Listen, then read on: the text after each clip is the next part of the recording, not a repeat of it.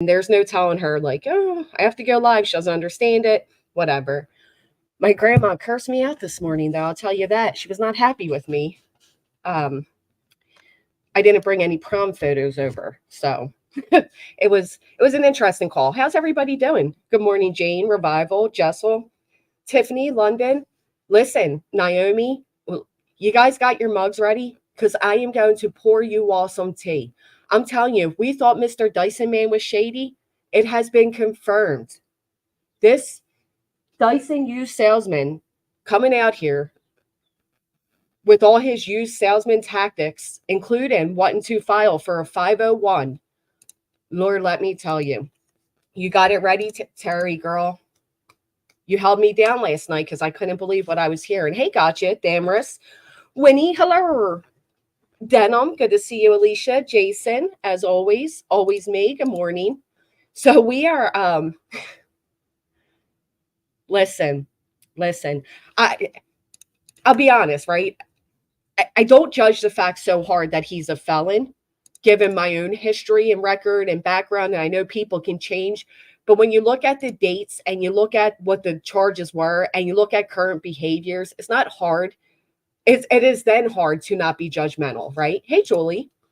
Yes, Mr. Tony Mathis in all his non-glory, sit on every panel every night talking about how, he's so busy and he doesn't have all this time. So now, let me get ahead of myself. But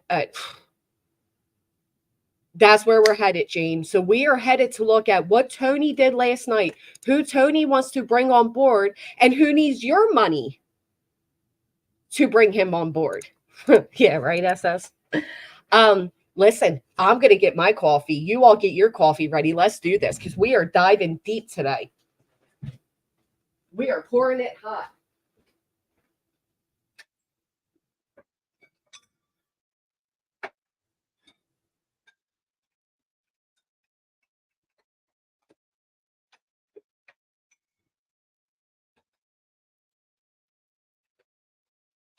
Get your coffee ready.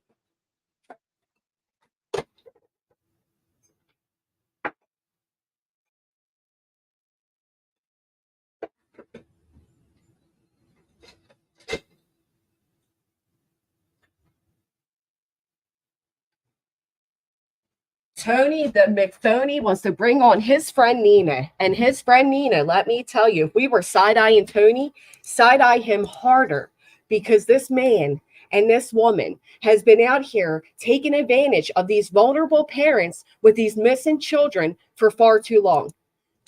I'm going to show you all today who is on this so-called team where Seth Rogers is getting rid of every professional he has been surrounded by and in hopes of bringing on these pieces of shit vultures, because that's what they are.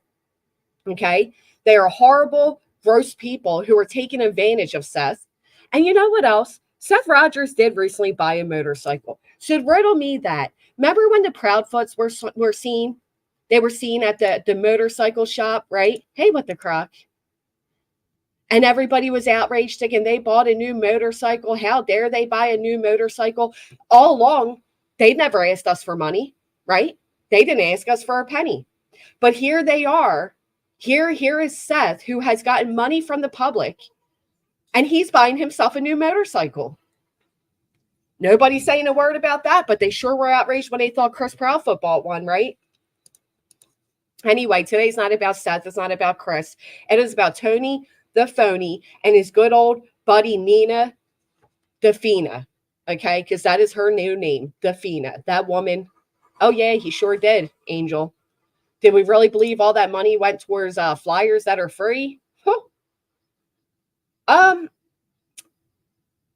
I've seen it be confirmed, but I mean, there's no like proof of sale type of thing. There's also no proof that he used the donated money, but we'll find out. Oh, Daily Meander, yeah, we'll see.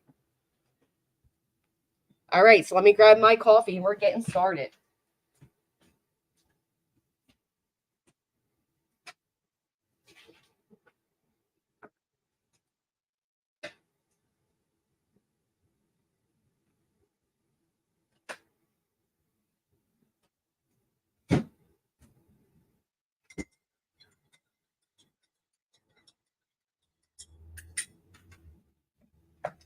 So I'm going to start you all off with a little video, right? I'm going to introduce you all to our introduction. Hey, Natalie. All right, so let's check out this one first. A lot of this information, some of it was sent to me. Some of it is coming directly off of a Facebook group that I will link below if they don't mind, to give them the fair credit for it all. But here's our buddy Tony the Phony, right? Sitting in all, oh, you can't see it. Hold on. My apologies. Where are you?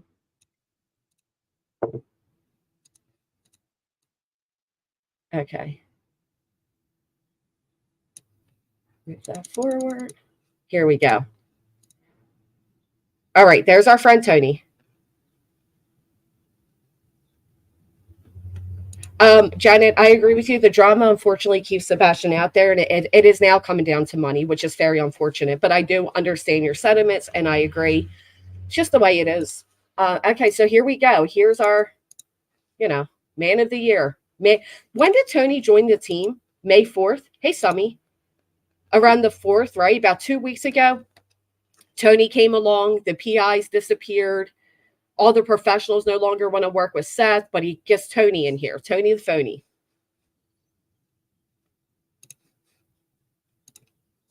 All right.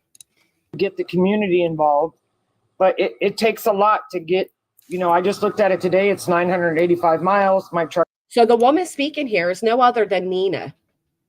But he could have borrowed a motorcycle, right? The same way he offered one to Pascal. He could have borrowed. Like number 56. Thank you, Tammy.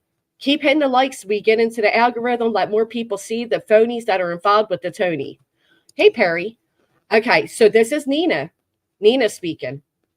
I'm going to show you all a lot about Nina. Get the community involved, but it takes a lot to get, I just looked at it today. It's 985 miles. My truck is a diesel. It's about 130, 140 to fill it up. 400 miles to the full tank. I mean, it takes a lot from the community and surrounding members. So she wants money, right? They have this grand idea for this 501c, but she wants money. Nina needs your money to fill up her alleged truck, right? It takes diesel. Listen, this woman, after I show you who and what this woman is, you will understand this broke ass bitch ain't got no diesel, okay? But let's just go ahead and listen a little farther. Right. So if we did like a fundraiser for it, that would help. 1,000%. 1,000% a fundraiser. That this broke ass bitch can't afford $200, right? That she can't do that. What else will she need? Cigarettes? Because I'm telling you, once I show you who this woman is, you'll understand. Absolutely. And I can tell you this, that Stephen Crabtree is a very good friend of mine. I don't know if you ladies know Stephen or not. Yes. Yes, we follow each other. Yeah, he is a salt of the earth human. And I can tell you that once we get Nina to Hendersonville, she'll have everything she needs. But just for complete transparency, she's got to have some vehicle work done. So now it's just not about gas, right? Now it's no longer just about the gas, the diesel that she'll need. Now she also needs vehicle work done. What kind of professional is out here driving with a vehicle that needs work done, right? Normally people, professionals especially, have their shit in order, right? They're not driving a busted down truck that takes diesel and needs work done, right? But okay. Oh, they're all shady nonsense. We're going to put the web right up there. And, if we could get somebody that would fundraise to get her out there, we're going to have lodging for her and her team. We're going to have them fed. We're going to have, if anybody wants to get, create problems or cause problems, we're going to have people there for that too. That would go. The only one causing problems here Okay. The only one causing problems here is you, Tony, the phony. Now let's hear it again without my interruption. All right. Get the community involved, Hey, but Savannah. it takes a lot to get, I just looked at it today. It's 985 miles. My truck is a diesel. It's about 130, 140 to fill it up. 400 miles to the full tank. I mean, it takes a lot from the community and surrounding members. Right. So We if have- we did like a fundraiser for it, that would help. 1,000%. Absolutely. And I can tell you this, that Stephen Crabtree is a very good friend of mine. I don't know if you ladies know Stephen or not. Steve is the one that wants to start the 501, right? Hey, chap, thank you so much. I appreciate that. Thank you. Hey, Chris. So he, very good friend of his, right? You're surrounded by all the shady McNadies, aren't you? Very good friend of his. Yes. Yes, we follow each other. Oh, we follow Yeah, each he's other. a salt of the earth human. And I can tell you that once we get Nina to Hendersonville, she'll have everything she needs. But just for complete transparency, she's got to have some vehicle work done. And if we could get somebody that would fundraise to get her out there, we're going to have lodging for her and her team. We're going to have them fed. We're going to have, if anybody wants to get, create problems or cause problems, we're going to have people there for that too. That would go. So you may be asking at this point, well, wait a minute. Why do we need Nina? What is Nina's credentials? Well, I will show you. Don't ask me twice. I will show you Nina's credentials. Are you all ready for Nina's credentials? Those are the only files I have. So if there's another file that should be up here, y'all need to ask the clerk.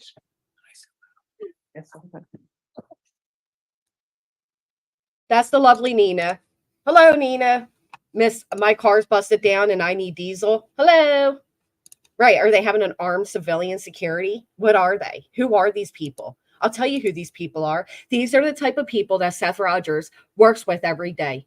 These are the type of people that are inside the jail that Seth Rogers works at. That's what these people are.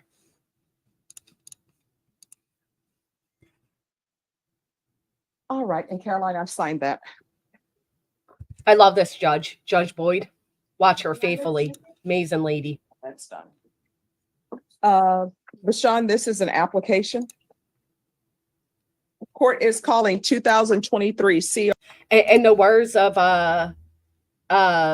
Trev Time. No, not Trev Time. Can't stand him. Trevor Lee. This woman has more criminal record than she does credentials. Hey, Christy. Because these are the kind of people Seth relates to personally, which for a normal person sends a clear message. Shady nonprofits are a particular next level pet peeve of mine. I'm already aggravated. Yep. Good morning, John Dalton from Arkansas.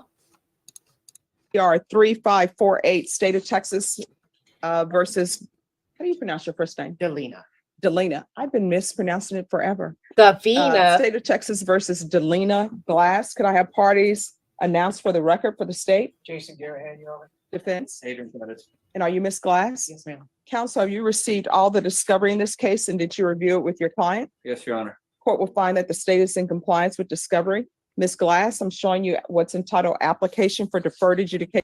I'm going to pause for fair usage, but as you hear, this is Davina Glass, the shady ass that is in cahoots with Tony, the phony. And I think we are headed all the way here. I think my stream is buffering, but I'm pissed. Julie headed down yesterday from PA, and she's volunteering her time, taking unpaid leave to help. I haven't heard T-Man offer to help her. Oof, interesting. Well, thank you for going, Julie. If I was paying for gas money, I drive a diesel. It takes right. That's what I'm saying, Marty. Like, who the hell? If you're broke and you're on SSDI, you can't afford diesel. Get out of here. This is a joke. Or community supervision.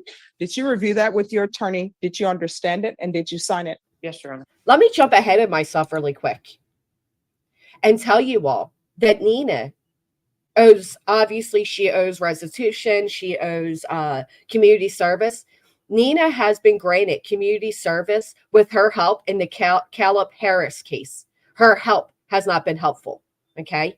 So she receives credits through the court for being a convict for helping with these missing children. Make that make sense? Does she have permission from her probation officer to even leave the state and that diesel truck she can't afford and needs to be fixed? Showing you what's entitled True Bill of Indictment. Did you review that with your attorney? Did you understand it? Yes, Your Honor. Counsel, do you waive the reading of the indictment? Yes, Your Honor. State, are you proceeding on the indictment as presented? We are. Ms. Glass, I'm showing you what's entitled Court Admonishments and Defendants Waivers and Affidavit of Admonitions. Did you review that document with your attorney? Did you understand it? Did you sign it in all the appropriate places? Yes, Your Honor. Did you understand you're charged with the offense of aggravated assault with a deadly weapon? That's a second degree. Listen to that again. Do you hear what she is being charged with here? Listen again. Did you understand you're charged with the offense of aggravated assault with a deadly weapon? That's a second degree felony. Do you want this woman searching for your child? Yes, so Chloe Pro Bono, the professional, was dropped for felons, good old Tony boy over there. And now Julia, another credentialed professional woman, isn't receiving any help, but this person is. Oh, they've been working together for a very long time. They both involved themselves financially to benefit financially off of Caleb. Let's rewind it back. Hear it again. You understand you're charged with the offense of aggravated assault with a deadly weapon. That's a second degree felony. The range of punishment is anywhere from 2 to 20 years in prison and up to a $10,000 fine. Did you understand? Yes, Your Honor. If you have a plea bargain agreement with the state, the court does not have to follow your plea. If for any reason the court doesn't follow your plea and gives you more than you bargained for, the fact that you entered a plea will not be used against you, and you will be allowed to withdraw your plea. Did you understand? Yes, Your Honor. Did you understand there, Miss Nina? Let me tell you something. I was wondering why she's laughing too. I don't know. But I like this judge, so I don't care. I will say this. The fact that Nina's holding her purse is so unprofessional. You put it on the table. I can't stand people like Nina. There's nothing professional about her. Did you understand you have a right to jury trial, a right for you or your attorney to cross-examine and confront any witnesses the state would call, and the right to remain silent? Yes, Your Honor. Did you understand by entering this plea bargain agreement, you were giving up those rights? Yes, Your Honor. And did you? So she pled guilty to assault with a deadly weapon. She pled guilty. Intend to give up those rights and enter into a plea in this case? Yes, Your Honor. Did you understand that the court were to grant your application for deferred adjudication? If for any reason your deferred adjudication were revoked, the court could find you guilty, sentence you up to 20 years in prison and up to a $10,000 fine. Yes, Your Honor. Counsel, has your client been able to provide you with any defenses? Yes, Your Honor. Let's hear Nina's defense. This woman who inserted herself for the financial gain off the back of missing children. You believe she has a rational as well as a factual understanding of the charges against her? Yes, Your Honor. Do you believe she's currently competent and was legally sane at the time of the offense? Yes, Your Honor. Ms. Glass, has anyone threatened you, coerced you, or placed you in fear to get you to enter this plea? No, Your Honor. Has anyone promised you anything other than the plea? No, Your Honor. Are you satisfied with the way you've been represented? Yes, Your Honor. Are you a U.S. citizen? Yes, Your Honor. Court will find that defendant has knowingly and voluntarily waived her right to jury trial. Showing you the plea bargain page. Did you review that with your attorney? Did you understand it? Yes, Your Honor. This woman, again, who can't afford gas. What's love got to do with it? I love me some Tina. I grew up with some Tina. Love it. According to the plea, there's a $2,000 fine, affirmative finding of deadly weapon. State recommends deferred adjudication. There's to be restitution to Brianna, Brianna. That's her victim that she assaulted with a deadly weapon, Brianna. Showing you the waiver of appeal paragraph. Did you review that paragraph with your attorney? Did you understand it? Did you sign it in both places? Yes, Your Honor. Did you understand by signing Thank you for your service, American freedom fighter. that you're waiving your right to appeal? The only items that can be appealed are written pretrial motions that have been filed, heard, and ruled upon by the court. Did you understand? Yes, Your Honor. Counsel, have there been any such motions? No, Your Honor. Next, I'm showing you outside the plea bargain agreement. State is requesting that your community supervision be for a term of 10 years. There be a TAP evaluation. Did you hear that? So, Ellie, this is the woman that now Tony wants us to fundraise to get her on the team. We need to pay this criminal to get on the team. Listen to what she just said there. State is requesting that your community supervision be for a term of 10 years. For 10 years, she has to do community supervision. This woman is inserting herself in the cases of missing children, and it is getting written off as community service. There'll be a TAP evaluation, 200 hours community service restitution, no 200 hours community service. 200 hours community service. And every time she goes and pretends to search for one of these kids off your money, it gets written off her sentence. 10 years probation. contact with Breonna Brown or the family of Breonna Brown. Did you understand those are recommendations from the state and the court does not have to follow those recommendations? Yes, Your Honor. Then to the offenses charged, how do you plead? Guilty, not guilty, or no contest? No contest. State any evidence? Yes, Your Honor. State officer. Let's hear what the state's evidence is against this woman. This is the woman that they want us to pay to jump on Seth Rogers' team. That's who this is. Any No. objection? No objections. All right. And state, have you had a chance to speak with the complainant? We have, Your Honor. All right. All right. You may continue to confer. Ms. Glass, I'm showing you what's entitled Waiver and Consent to Stipulation of Testimony and Stipulations. Did you review that document with your attorney? Did you understand it? Did you sign it in all the appropriate places? Yes, Your Honor. Again, did you understand you have a right to jury trial, a right for you or your attorney to cross-examine and confront any witnesses the state would call in the right to remain silent? Yes, Your Honor. Okay, let me break it down for everybody who's unaware. Good morning from PA, Sweetie Pie. This here on your screen is Danina Glass. Danina Glass is very close friends with Tony Mathis. Tony Mathis is the alleged PR with zero PR credentials or anything that is working for Seth Rogers. Seth Rogers is the father of missing 15-year-old Sebastian Rogers. Since Seth has come into, connection with Tony through Pascal is what everybody is, Pascal said, I know some, but whatever. And then he got in touch with them.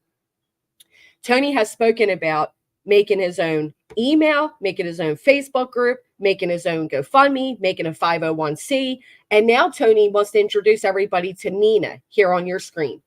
Nina here on your screen needs your money. Yes, he does, to get to Tennessee to help with her non-credentialed ass and searching for Sebastian. Now, let's not forget, we had an RSO searching for Sebastian. Now we have felon Tony here, and now we have no other than Nina Glass joining the A-star team, okay? I will go back and play that in just a moment when we get here. Did you understand that today the state will be presenting evidence in the form of witnesses' statements and police reports, but most importantly, there'll be no live testimony. Did you understand? Yes, Your Honor. Court will find that defendant has knowingly and voluntarily waived and consented to stipulation of testimony and stipulations. Court will accept into evidence states exhibits 1 and attachments and review the same. Not this Nina, no. Diana, I'm sorry, I'm going to slow it down. Different Nina. I just realized that.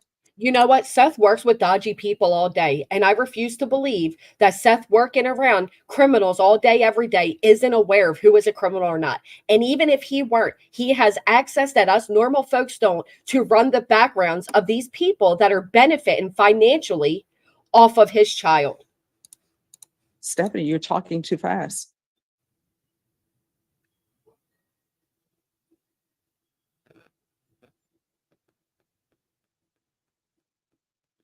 I can't figure it out either, Wendy.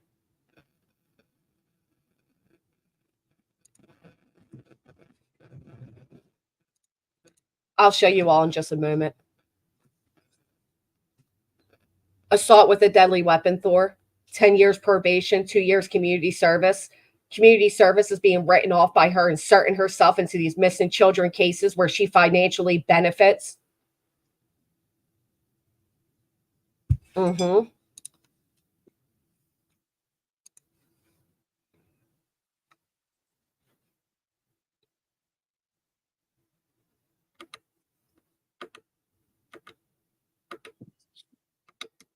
Judge Boyd slowed it down for 30 seconds.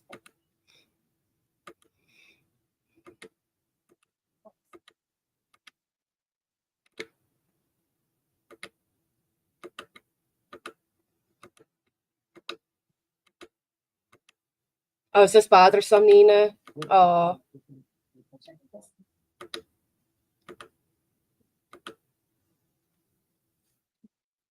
Good golly. All right, after reviewing states exhibits 1 and attachments, the court will find there is sufficient evidence to find you guilty. The court will defer finding of guilt as you've applied for deferred adjudication. Are we proceeding with sentencing? I'd like to. She was found guilty of assault with a deadly weapon against another woman. This grown-ass Nina on your screen used a deadly weapon to assault another woman. And this is who is aiding in the search for a missing 15-year-old child. I don't know, SS. I'm tired of it. It's ridiculous. Anything you wish to say on behalf of your client? Judge, I just ask that you follow the agreement. Outside of the agreement, Judge, my client is indigent. Specifically, she's on disability. I ask the court to consider probate and fine. Did you hear that? She's even on disability. No, Sue Dickens. I'm not saying stuff without watching. I've been watching everything, okay? So let's hear that back again.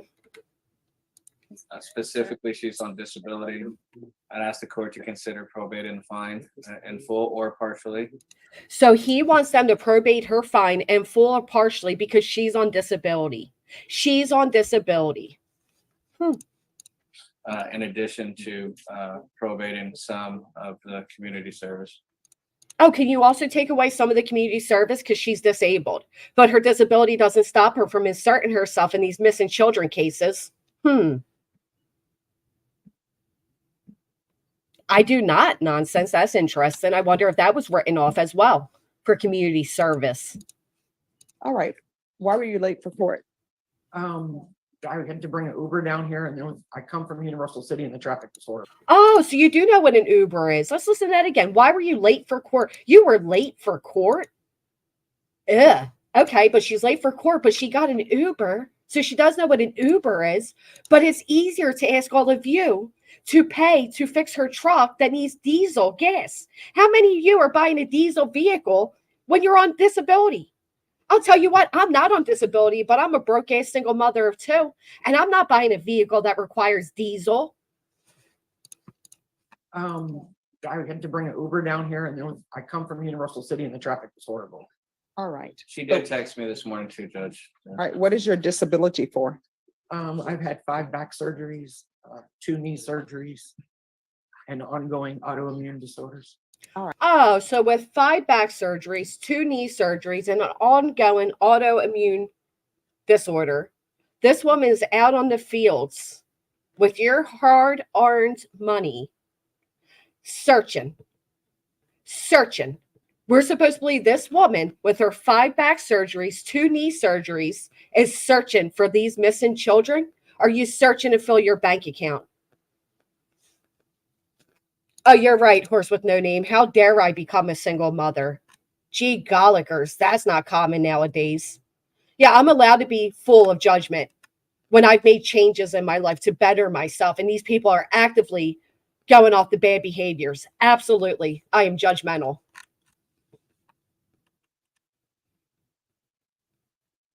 Oh, that's a good idea. I'll set up my own GoFundMe. I like that idea. Did anybody have any ad revenue on here today? Did you guys get any advertisements? No, ads are turned off, but I should turn them on, Brian Babbitt, so people like you can watch an ad before you run your mouth. Give you about 30 seconds, 10 seconds to consider what you're writing next. Why are you bothered that I'm exposing that these frauds are claiming with your money to search? Why does that bother you?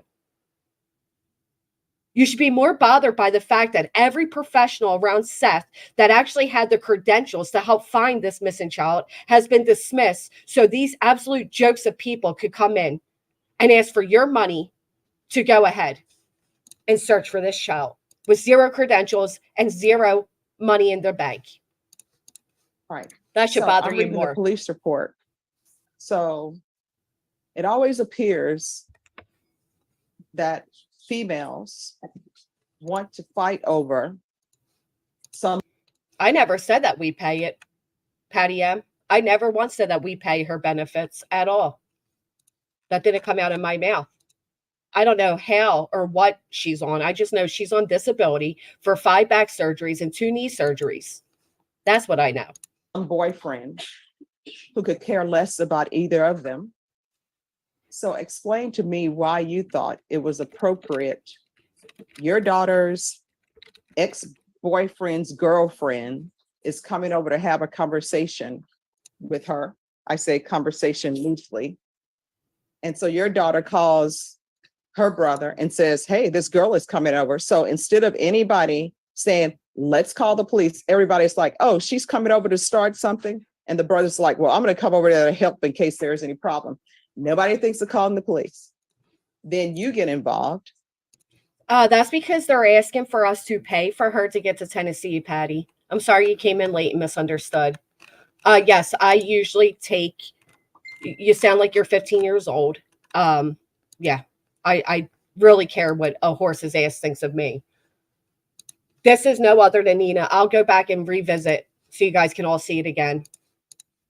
You fire a shot. She killed her son. You Get the fuck out of here. You're saying that Katie killed her son, Maui girl, right? You spelled girl wrong. You're saying she killed her son as you're hearing this woman on the screen assaulted somebody with a deadly weapon and could have killed the woman. Isn't that funny?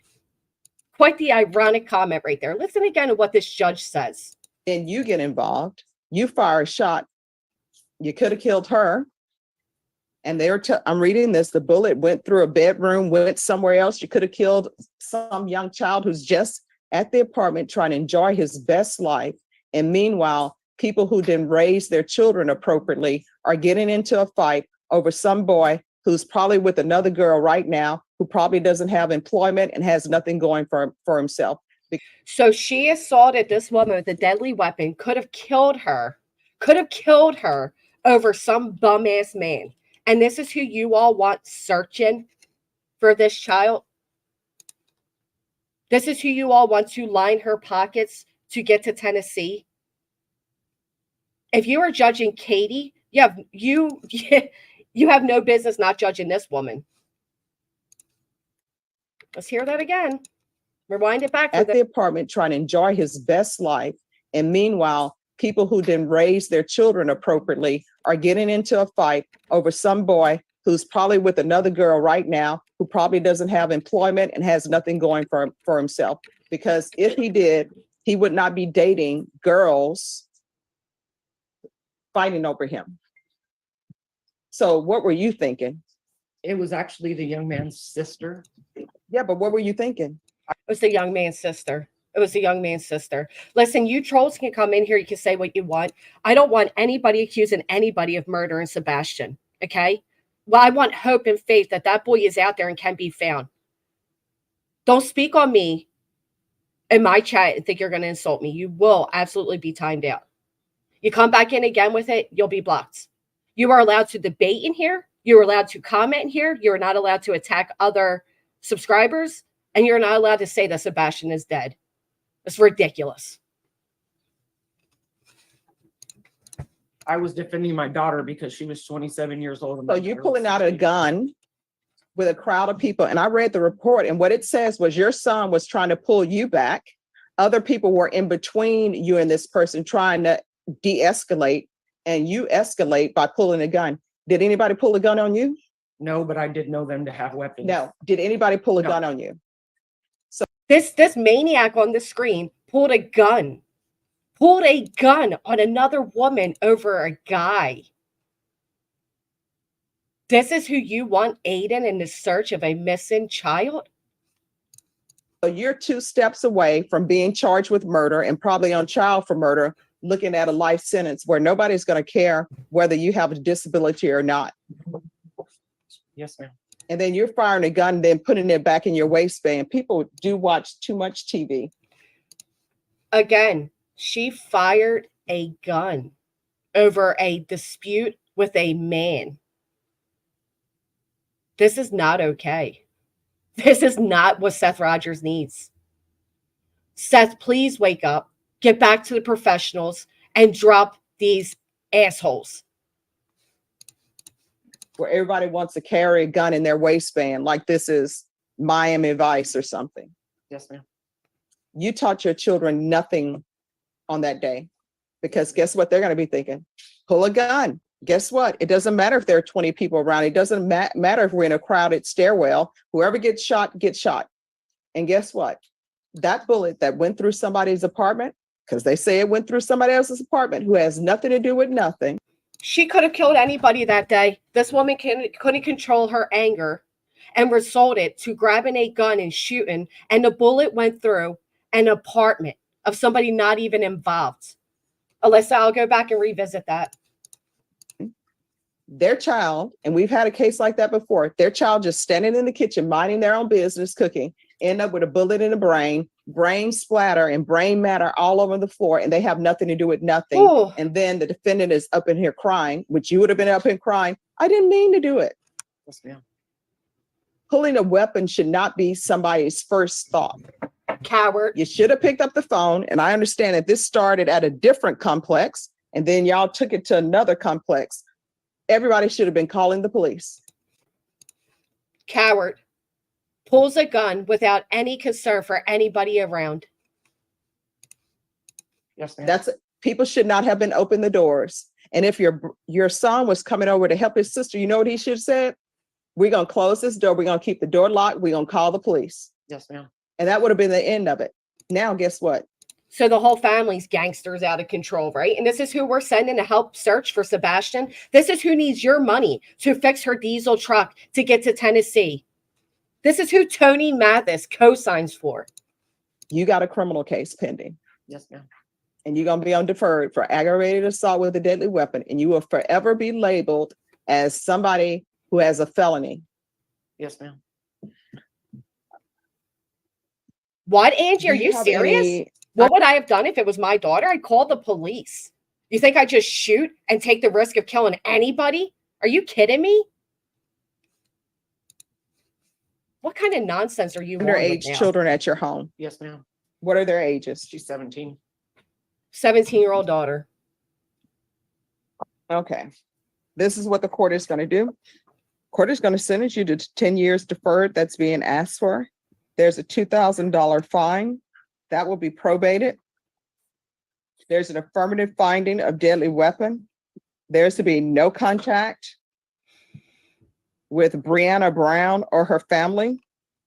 And if Brianna Brown shows up to your daughters or shows up to your place because she still thinks she's got a great catch with this ex-boyfriend, you need to call the police. So this woman involved herself in teenagers fighting over a boy. Over a boy. And the mother, the one adult in the situation, pulled out and shot a gun. Thankfully, it didn't hit anybody, but she tried. She tried to shoot at somebody, and the bullet went through a random apartment, which could have killed anybody.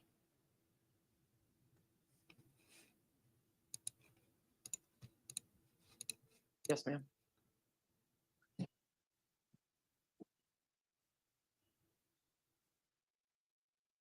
Teenagers. 200 hours of community service restitution. Do you have any grandchildren? Yes, I have 3. And who's the parent of those? 3 My grandchildren. 26-year-old son. All right. Do you ever babysit? Yes, ma'am. 3 days a week. All right. There's going to be parenting classes. I'm going to want regular UAs. If you're drug tested today, what are the results going to be? Negative. All right. We're going to do a UA today. Regular reporting by Zoom or in person. That's it. I think Seth needs to get back to the professionals. That's it. Anger management classes. Anger management classes. I'm going to want field visits Field visits. 1 time per month Yes, P-test. UA. for 3 months. If everything works out with the field visits, then probation, you can do those as you see fit. And the MRT course. Probation, is there anything else she needs?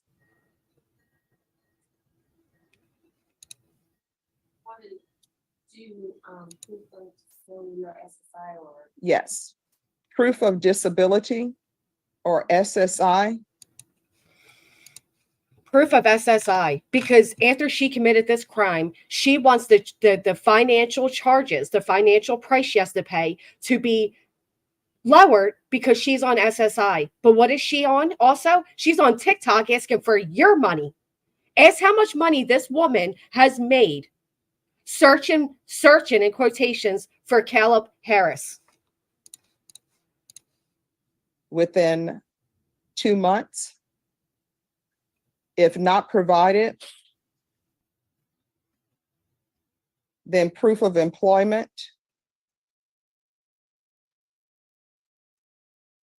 Within 60 days, no employment as a home health care provider or with minors. Anything else, probation? No, Your Honor. Is there anything else you need from the court? No, ma'am. I'm going to show you what's entitled trial court certification. I agree with that, Burgess. I absolutely agree with that. As I said, I have my own history. I completely agree with that. But I'm going to show you why she didn't change. Just hold tight. She actually is asking for money. Are you her? Okay. She's not asking for money, guys. We just made that one up.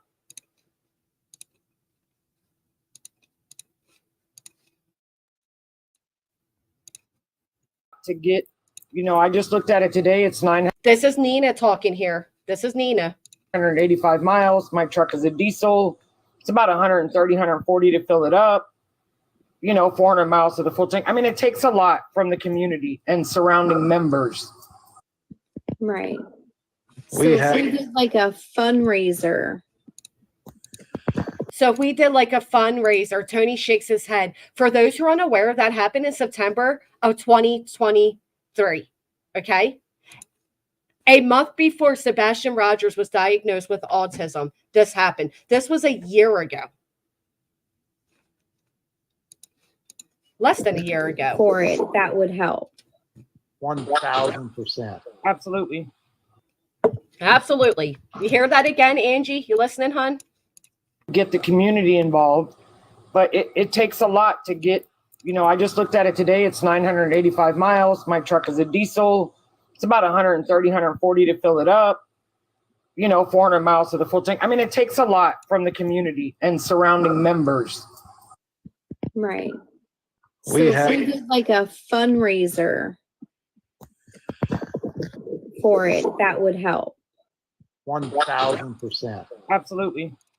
Absolutely. 1,000%. Absolutely. Fundraise for me. Fill up my diesel truck. And then to top it off, I also need you to fix my diesel truck. And I can tell you this, that Stephen Crabtree is a very good friend of mine. I don't know if you ladies know Stephen or not. Yes. Stephen Crabtree is the one that wants to start a 501. Okay. Yes, we follow each other. Yeah, he is a salt of the earth human. And I can tell you that once we get Nina to Hendersonville, she'll have everything she needs. But just for complete transparency, she's got to have some vehicle work done.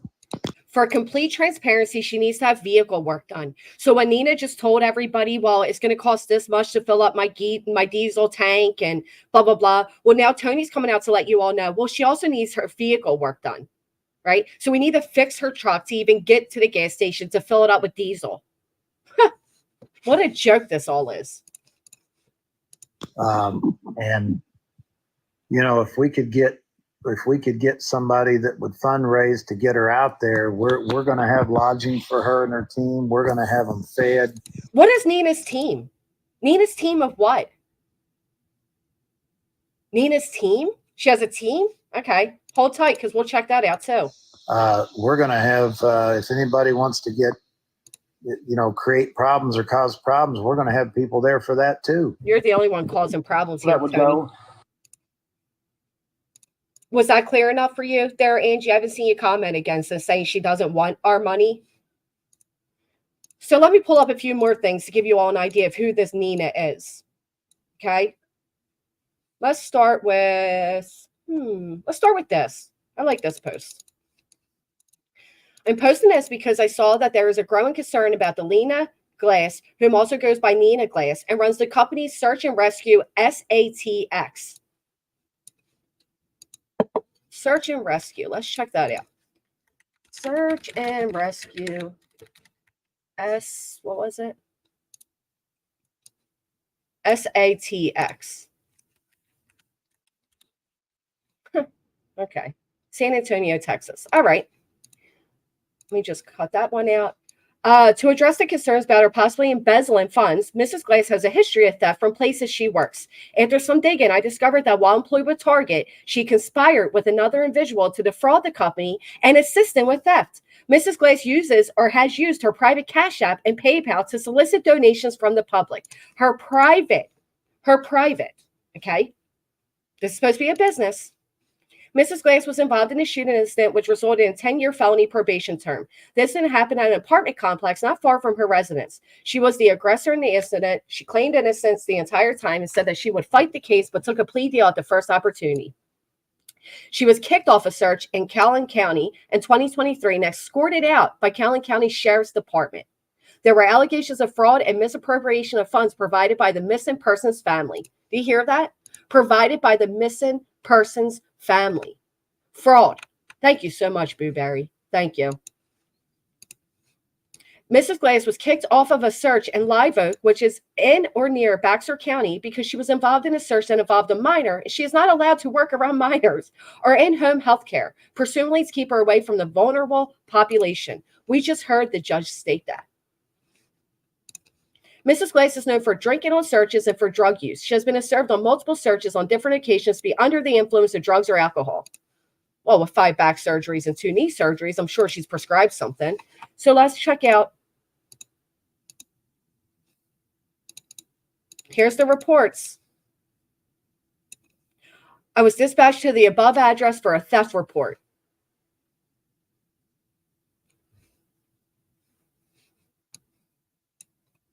AP began ringing up AP's merchandise on the register. P watched by surveillance camera that AP was putting the prices in the register manually instead of scanning the price tags.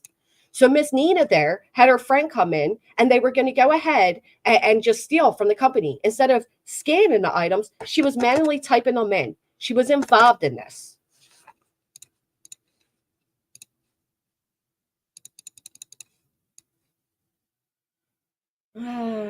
Here's everything they stole: black sneakers, beige pants.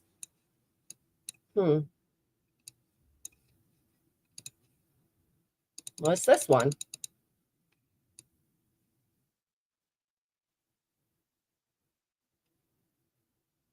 This is when she was kicked off a search by the police.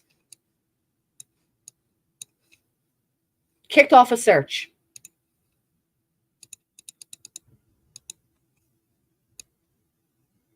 Black bra, 8-pack of Seth soap, Dallas Cowboy t-shirt. You should go to jail for a Dallas Cowboy t-shirt. Sorry, just had to put some lightheartedness into this. But this is, again, Nina being arrested for stealing. Tyler shirts, Tyler jeans. Not only did Nina assault somebody with a deadly weapon, shoot at somebody, but here she is twice being arrested.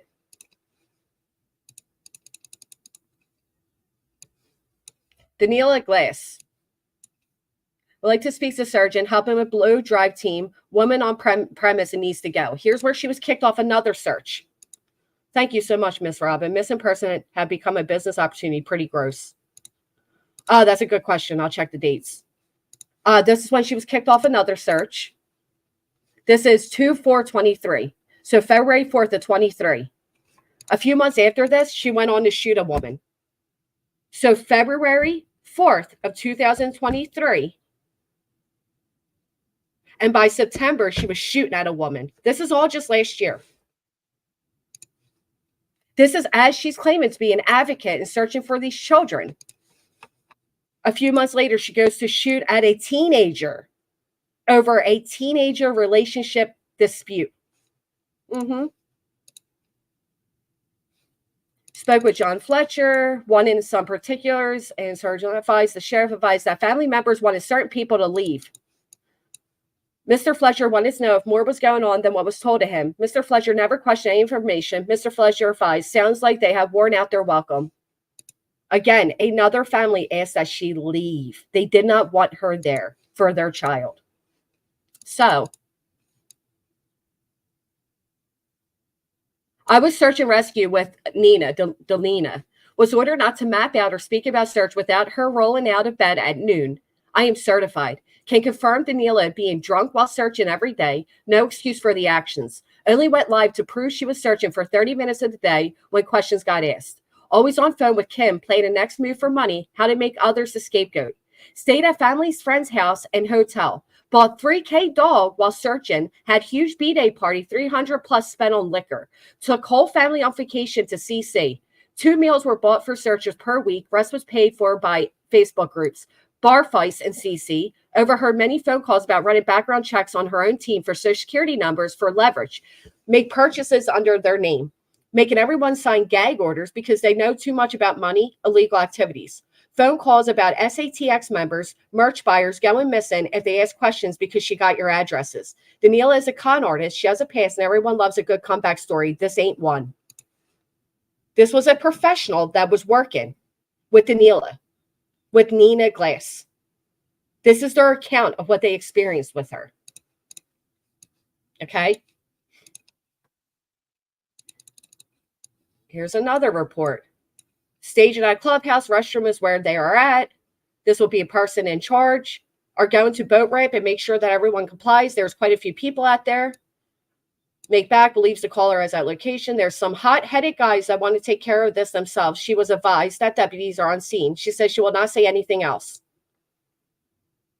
As notes, I asked Glass in private to leave the area immediately. Later met with complicit who stated other female Frankie needed to leave. She was located and also informed to leave area immediately. Both were asked to vacate. So she was asked again on a search to leave. Leave. Get out of here. We don't want you. Guess what? You don't belong part of Sebastian's army.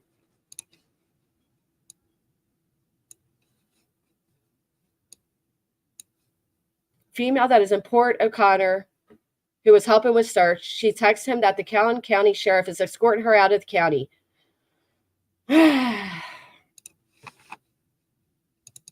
You may ask, is Nina licensed with the Texas Health Department? That is a no.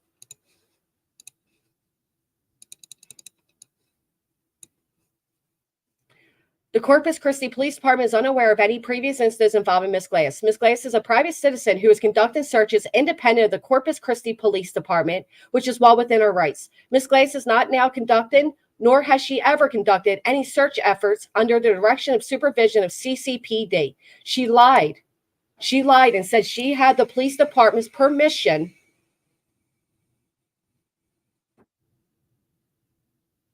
Oh, I think he is, Chinlo. I think he is. So she lied and said, I'm working with the police. No, she's not. The CCPD has no authority to remove her or any other volunteer from any search they may be conducting as long as they are either searching on public property or within a permission of private property owners. That's because people had to reach out and say, does she really have your permission? Because we don't want her here.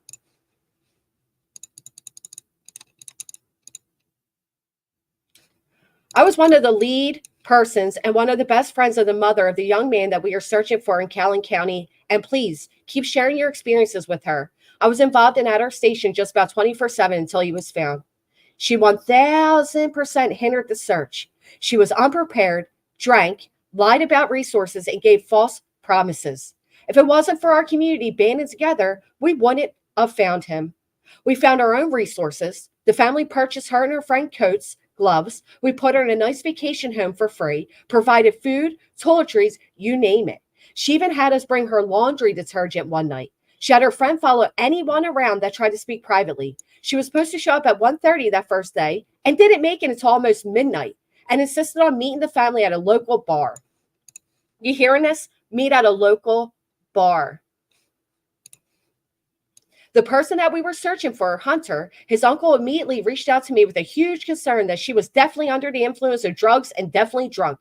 We fooled ourselves out of desperation and believed in her resources. She led us to believe she was there to help. No, she was there to prey on a desperate situation. Do not let her get involved unless you want your precious resources lining her pockets. Put a 1 in the chat if you think Seth needs to wake up and get rid of these people. I don't think she'll be any benefit to what Seth needs. No, I don't think he's innocent either, but I do believe he's vulnerable. And I do believe that these vultures prey on vulnerable people such as Seth. This is absolutely heartbreaking. Lots of 1s in the chat. Go back to the professionals, please, Seth. You don't need these people.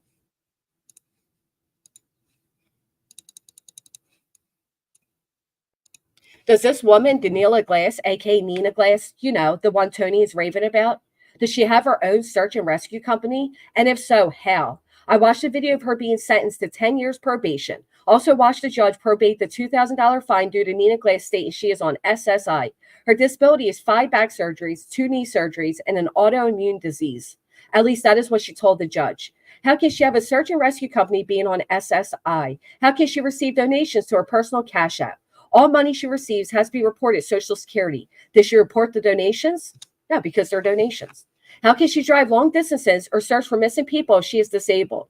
Lots of questions run through my mind. The main one is, do you think Social Security would think this is fraud on her part? How the hell do you have 5 back surgeries, 2 knee surgeries, but you're going to drive to Tennessee so long as we fix your truck and fill it with diesel?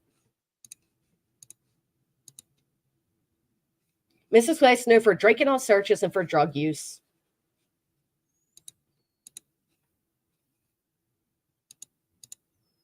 What do you think?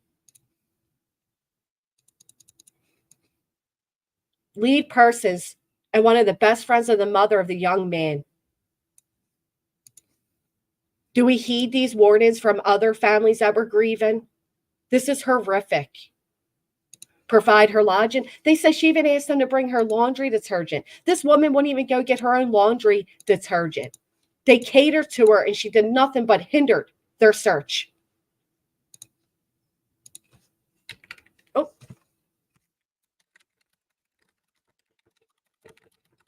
So I know I seen some of you come in earlier and state, you know, people deserve second chances. And I am a big advocate for that. Okay. I myself have a criminal record. I myself am in recovery. I am huge in giving people second chances. All of this took place last year, just a few months ago. After claiming to be a search advocate, Nina Glass shot at teenagers. This wasn't 10 years ago. This wasn't 5 years ago. This wasn't 8 years ago. This was last year. This was less than a year ago. Her history is hurting families. I don't, well, we never finished this, so let's get back to it. Verification of defendant's rights to appeal. Did you review that with your attorney? Did you understand it? And Yes, did you ma'am. sign it? Yes, ma'am. Because this is a plea bargain agreement, because I followed your plea bargain agreement, and because you waive your right to appeal, you do not have the court's permission to appeal. Do you understand? Yes, Your Honor. And it goes without saying, you're not allowed to possess any weapon. Yes, Your Honor. All right, we can go off the record. Here's the thing. You shooting at her, almost killing other people who have nothing to do with nothing. She could have pulled a gun. And if your grandchildren are in that house and she wanted to fire a weapon and shoot, any one of your grandchildren could have been killed. And you know what? That would have been all on you.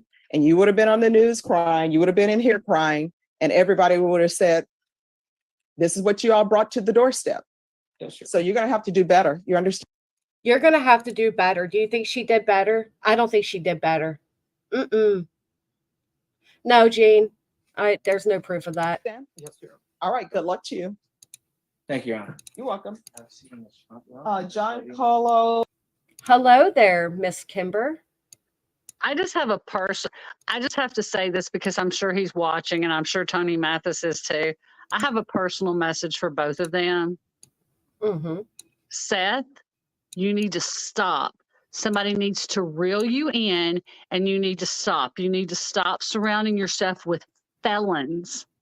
These felons are out there searching for your child. If they don't have a felony involving a child, it's one thing. But this proof is being shown to you everywhere, everywhere, Seth. And you're looking at it. It's being shown to you in your face. And you're still going to these tragedy pimps. You're going to these tragedy pimps and you're making money, they're making money. What is it? Are you afraid that if you get with somebody that's vetted, they're going to take you off of YouTube and you're not going to make money? Is that what it is? These people are not your friends. They don't care. They don't care about finding your son, because if your son is found, they don't make any money. Do you think one of these tragedy pimps online cares? They don't care. Tony Mathis does not care. He's a felon. Tony Mathis has waged an all-out war against Chris and Katie. And I'm going to tell you something. Katie, it's not fair. It's not fair what you have done to Chris and Katie either.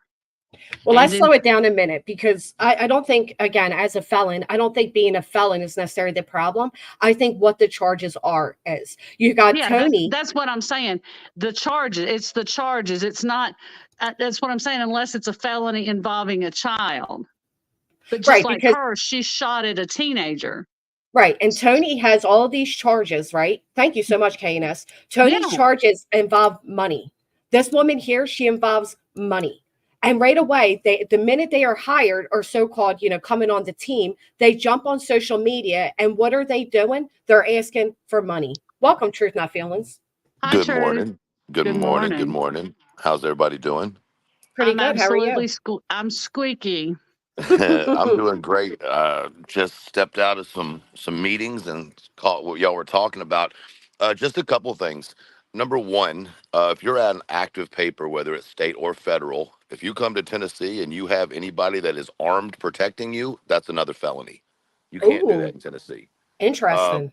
Second of all, if you're on active paper in Tennessee, you're not allowed to do any PI work whatsoever, because you can't get a license in Tennessee, and they will not recognize another state's license if you have a felony.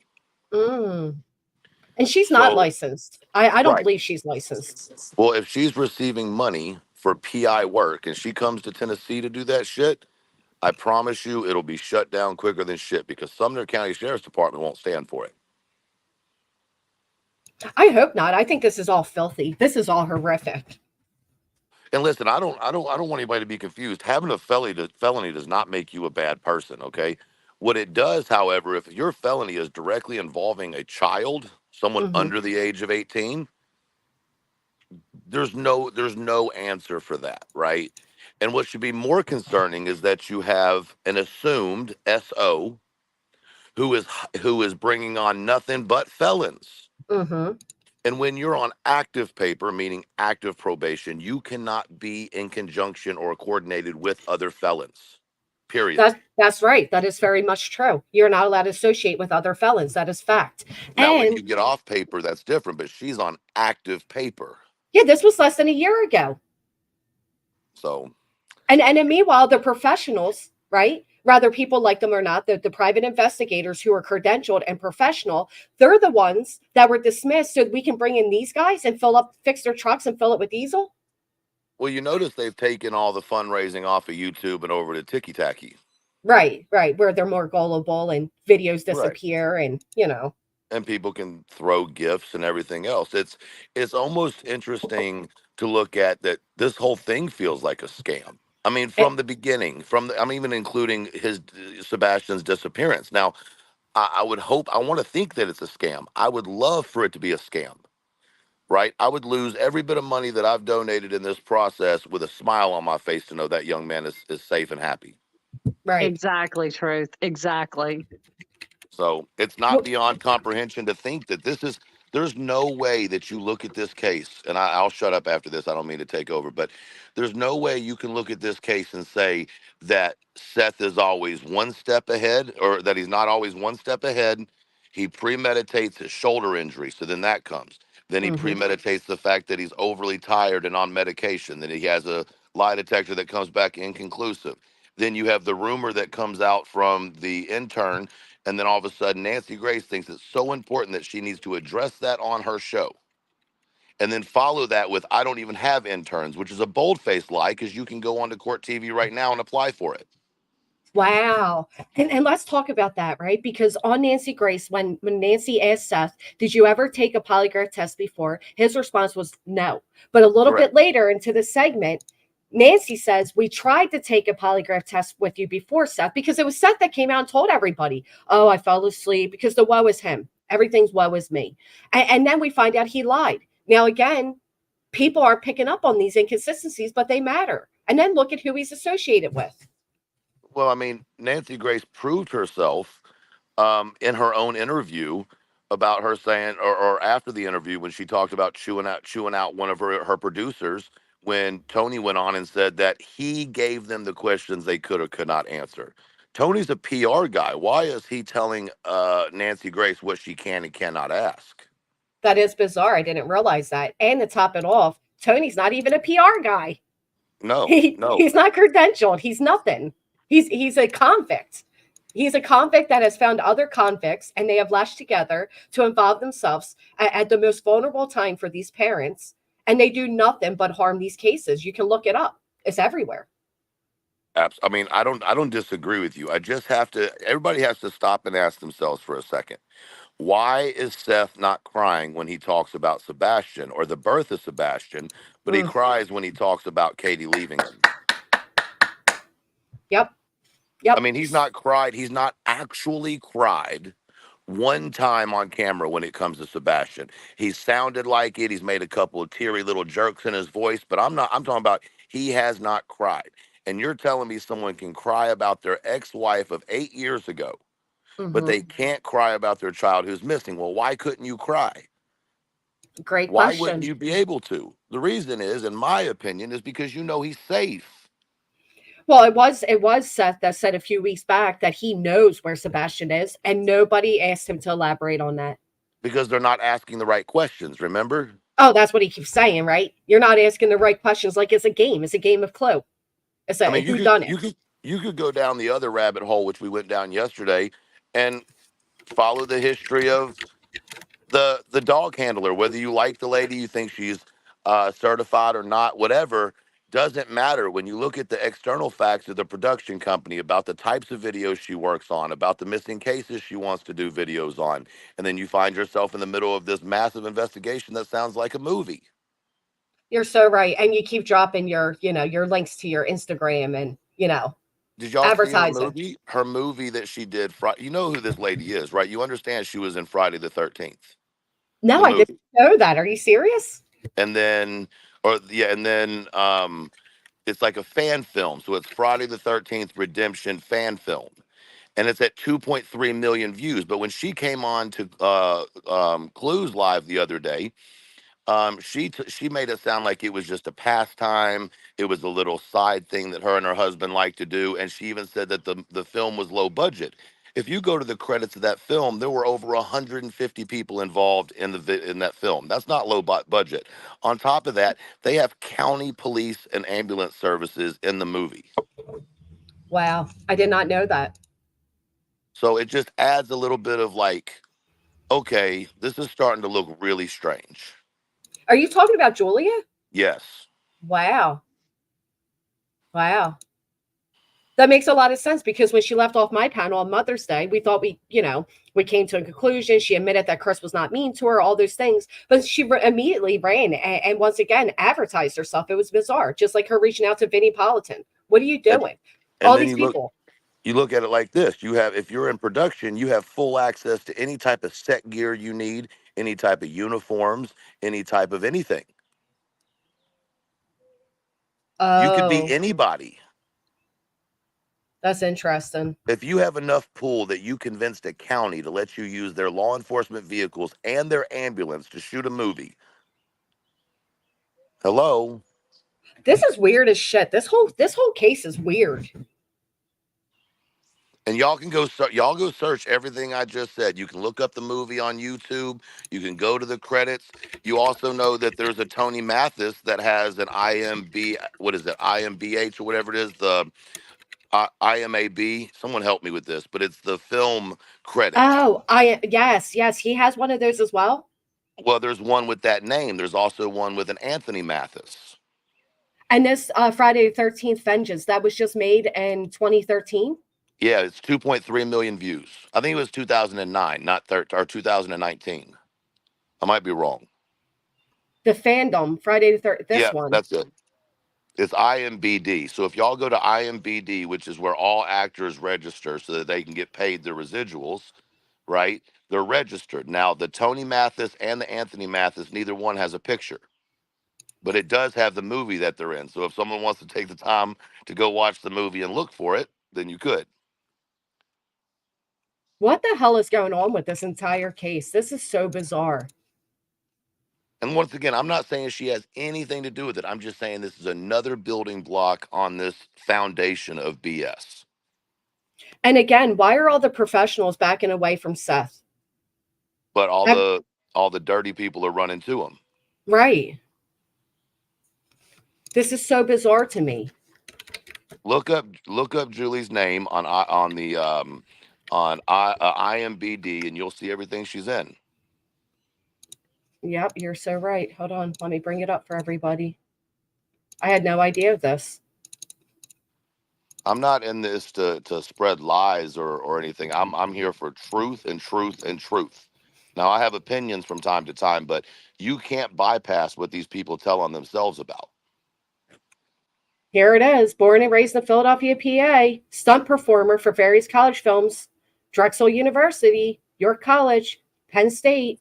She stumbled upon the world of acting, making her first appearance. Why didn't she tell us all about this in her credentials when she ran around screaming her credentials? Why didn't we hear this? She didn't, but we questioned her, Clue questioned her about it on her show. And that's how we got the information where she said, oh, it's just a little side hustle me and my husband do. You know, it's our little hobby is what she said. And that we don't, there's not really any money made off of it. Like you'd have to go listen to Clue's live again to hear her talk. It's the first time that she spoke about it that I know of publicly. Money made off of it. Why does money always come into this? This unit acting and stunt work. She co-owns Valentini Productions LLC with Ray Hopper. Now, have you gone to her production site yet? No, Julie serves as a captain in military police corps. Okay. Go to her production page, which is Valentino's or Valentine's production, wherever that is right there. And you'll see everything that they'll do. And you'll see the pictures of the video that they did with the police cars. And you'll see that they're shooting with what appears to be red cameras, which are extremely expensive cameras, probably maybe even higher quality than that. So this is just another, like I said, another publicity stunt. We already felt like it was a publicity stunt. This feels like it's even more. I don't think anybody's trashing it. We're just acknowledging it. No one's trashing anything. It's just part of the case. You're part of the case. It's part of the case. To tell people not to look into it is shady within itself. No disrespect to you. Snowfalls. I think that's being filmed near me. Julie's in the comment section, so that's why I was saying that. Yeah, I just seen her say, don't trash it. No one's trashing it. It's actually a good film. I watched it yesterday. It's not a bad film, especially if you're into Friday the 13th. I love horror movies. Nothing bad about what you're doing. The point is that all of this is starting to look real crazy to everybody on the outside. And Julie, there's no way that you can't even agree that it looks crazy for everybody else. You know what's crazy, Julie? I thought you looked familiar. I think you were filming at a bar up the street from me for this Snowfall series. Yeah, no, this is just another aspect to it. This is bizarre. How did you get in touch with Seth Rogers, Julie? I don't think that was ever clarified. Julie said on the show that she didn't get in touch with Seth Rogers, that she was actually contacted by United Cajun Navy, and they had found her on social media, something about the algorithm, and they contacted her, which is very possible. Like I said, I'm not saying she's not a dog handler. I'm not saying she's not a good dog handler. I'm just saying that when you start compounding all of this stuff, and then you see PIs leaving and felon PIs coming on board, and money is nothing about money. And then, Julie, I'm sorry, you're associating yourself with people who are money grabbing, hungry people. Wait, wasn't Todd Terrell? Wasn't there a big controversy with him as well? United Cajun Navy, didn't they cause a lot of controversy as well? We covered that. A lot. I don't think she was involved with the United Cajun Navy. No, she just said that's how they found her. Todd Terrell from United Cajun. That's how they found her. Yeah, online apparently is what she said in the interview with Clue. Oh yeah, well, I'm just saying, nonetheless, they were odd and added controversy to this case as well. Yes, ma'am. Matter of fact, I believe it was in an alleged phone call where he stated he knows where the body is. Now, there's been controversy if that was clipped by the creator who recorded the call. I'm sure it was, to be honest. Nonetheless, they're the ones that came in and they had problems with JR and Dolly, and it turned everything upside down. I didn't disagree with what they said. Don't live film it, but it's just interesting that they're the ones that reached out to her. That's all. And with all due respect, just because you haven't made money off your films yet doesn't mean you wouldn't make a money off of a film about Sebastian. Is that why you think it comes into play? Yes. Well, not Okay. necessarily her, but that's, like I said, I want to be careful because I don't want to accuse her of anything, right? This is all Right. speculatory and based on my own personal observation of things. Okay. Like I said, she's probably an amazing woman and is in it for the reasons she feels are right, but you cannot ignore facts. And unfortunately, this all coincides. This all is part of now the search for Sebastian, every which angle.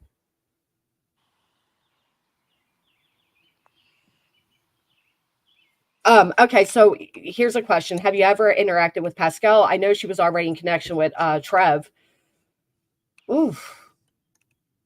Well, that and she was going to be staying with another creator and said she decided not to stay with that creator, but nonetheless that tells us that she's involved with that creator, and that creator seems to keep finding evidence that turns out to not be evidence.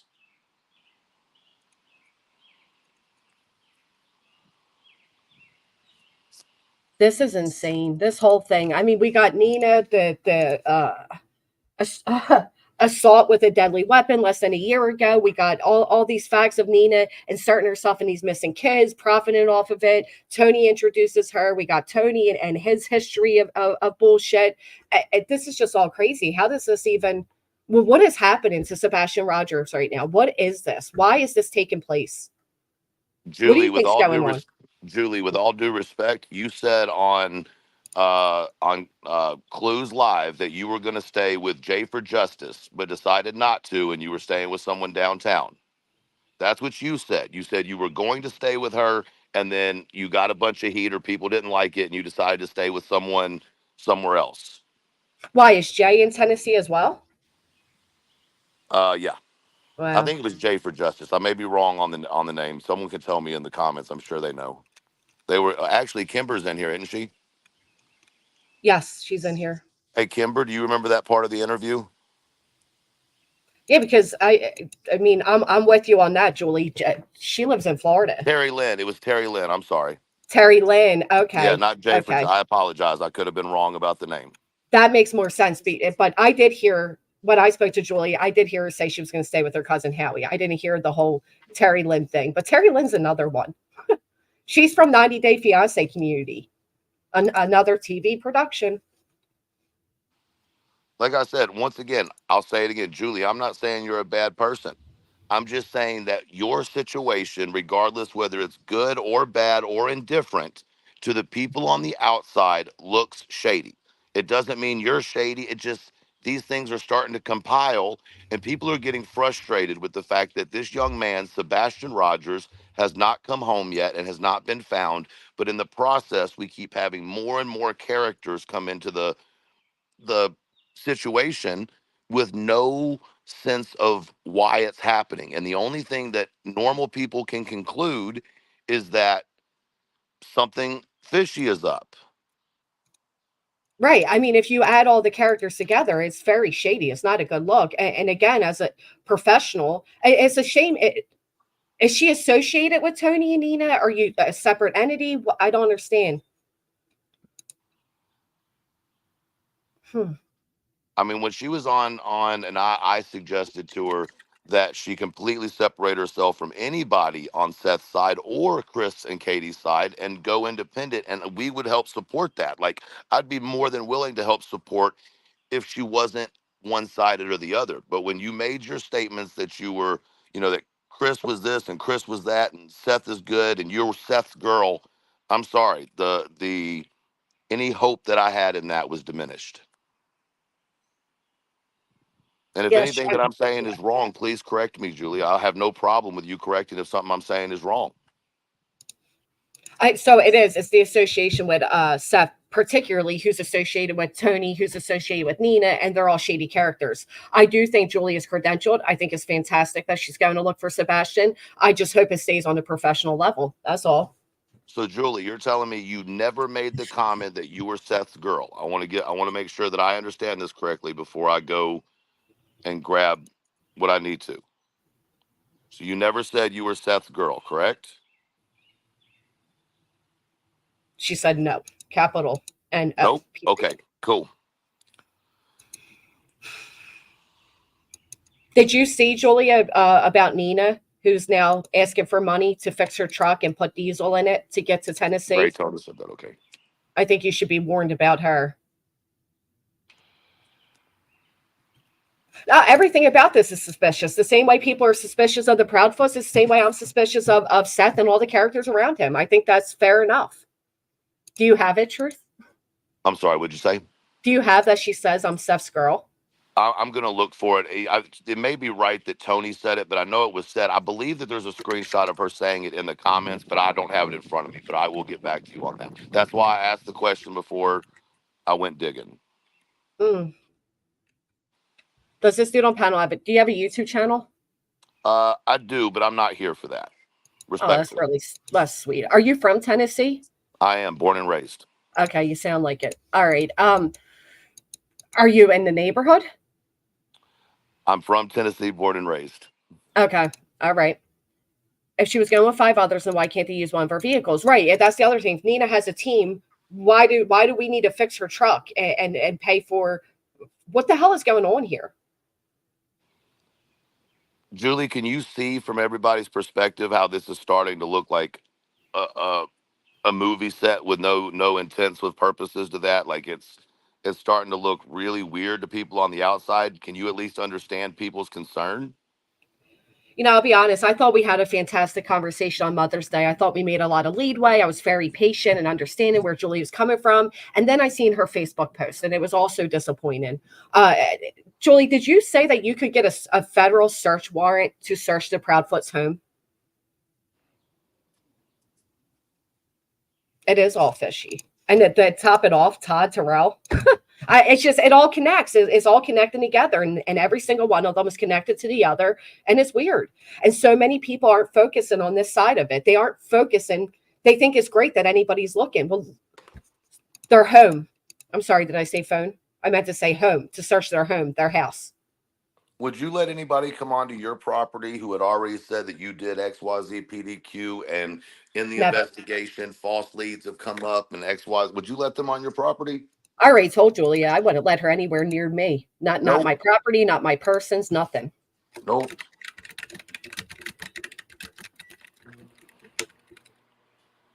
Yeah, Julie's more than welcome to come up if she'd like to come up.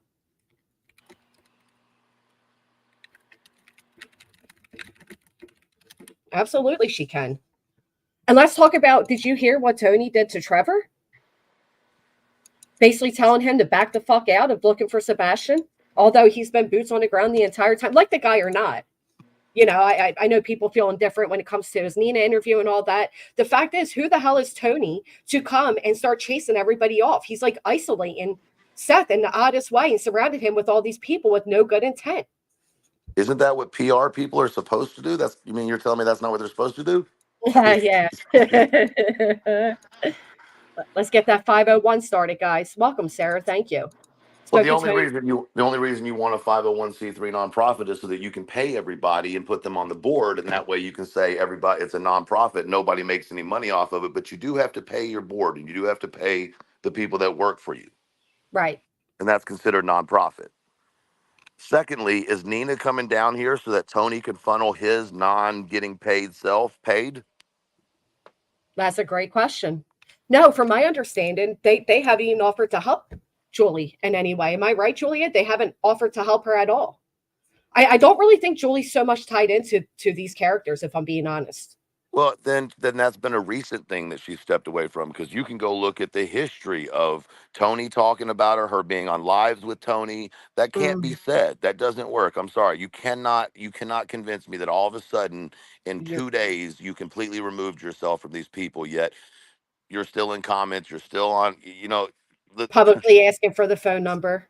so I mean, Julie, I'm not there with you, darling. I wish I could be, but this is just me too. I'm just one person. I'm a nobody. Just my opinion. Tied in closely. Ooh, okay.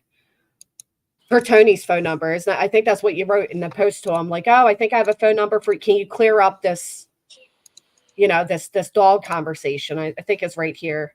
Also, Tony Mathis, I'm not sure if I had the right number for you, but I'm available tomorrow to discuss all this PR cleanup.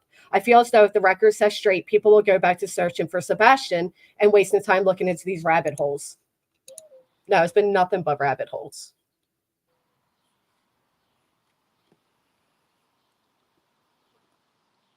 Yeah, I don't think you answered. Did you answer that, Julia? Did you state you could get a federal search warrant? The whole thing's weird. This other Nina is Nina Glass. She's friends with Tony. Tony was on TikTok last night asking for the public to make a fundraiser to fix her truck and fill it with diesel so that she can come to Tennessee and join the team. A woman who in September of last year was charged with aggravated assault with a deadly weapon because she shot a gun at teenagers that were arguing over a man. A boy. I'm sorry, not a man, a boy. She could get deputized, and that's not happening. Well, Yeah, I'm not I'm not. saying she couldn't. That doesn't necessarily. She's still military, and I believe she was military police. Am I wrong about that, Julia? I don't question her credentials at all. Well, the reason I say that is you can get there. There are ways that she could get approval or clearance higher than you or I could Mhm. because of her standing with the military. I'm not 100% sure on that. She could speak on that, I'm sure, but I wouldn't doubt that she would have a little bit more resources based on that. Oh, she said the only way she could get a warrant is if she were deputized. Right. Okay. And she probably could get deputized, honestly, guys, because of her military. Yes, it was Seth that said it. Seth did say in the Pascal video, Julia is my girl. That's right. Okay. Then I Yep. stand corrected, Julie. I apologize. I've seen that several times in here, so I'll take that as truth. Ellie is doing a great job on his case. Just listen to him. Zero evidence of foul play. Many searches done. Many interviews done to true find these babies. Like the Feet Fables controversy during summer balls, we're all getting punked. Oh, Miss Robin, I hope not. What do you think's going on at the end of the day, truth, not feelings? What are your deep down feelings about all of this? I think that Sebastian is alive and well. Mm-hmm. I think that Seth has told us multiple times that he's somewhere playing video games with one of his friends. Now, whether it's Seth's friends or Sebastian's friends, that's for you to figure out. Mind you, in the beginning, he had no friends, according to the parents. But Seth has made it very clear on multiple occasions. He's even said, I know where Sebastian is. But everybody looks past that. You know what I mean? So I believe in my heart that Seth participated in some way to make it look like Sebastian ran away. He never meant for it to look like Sebastian was taken. Right? I don't believe that was ever the plan. I think all of this was planned out well before.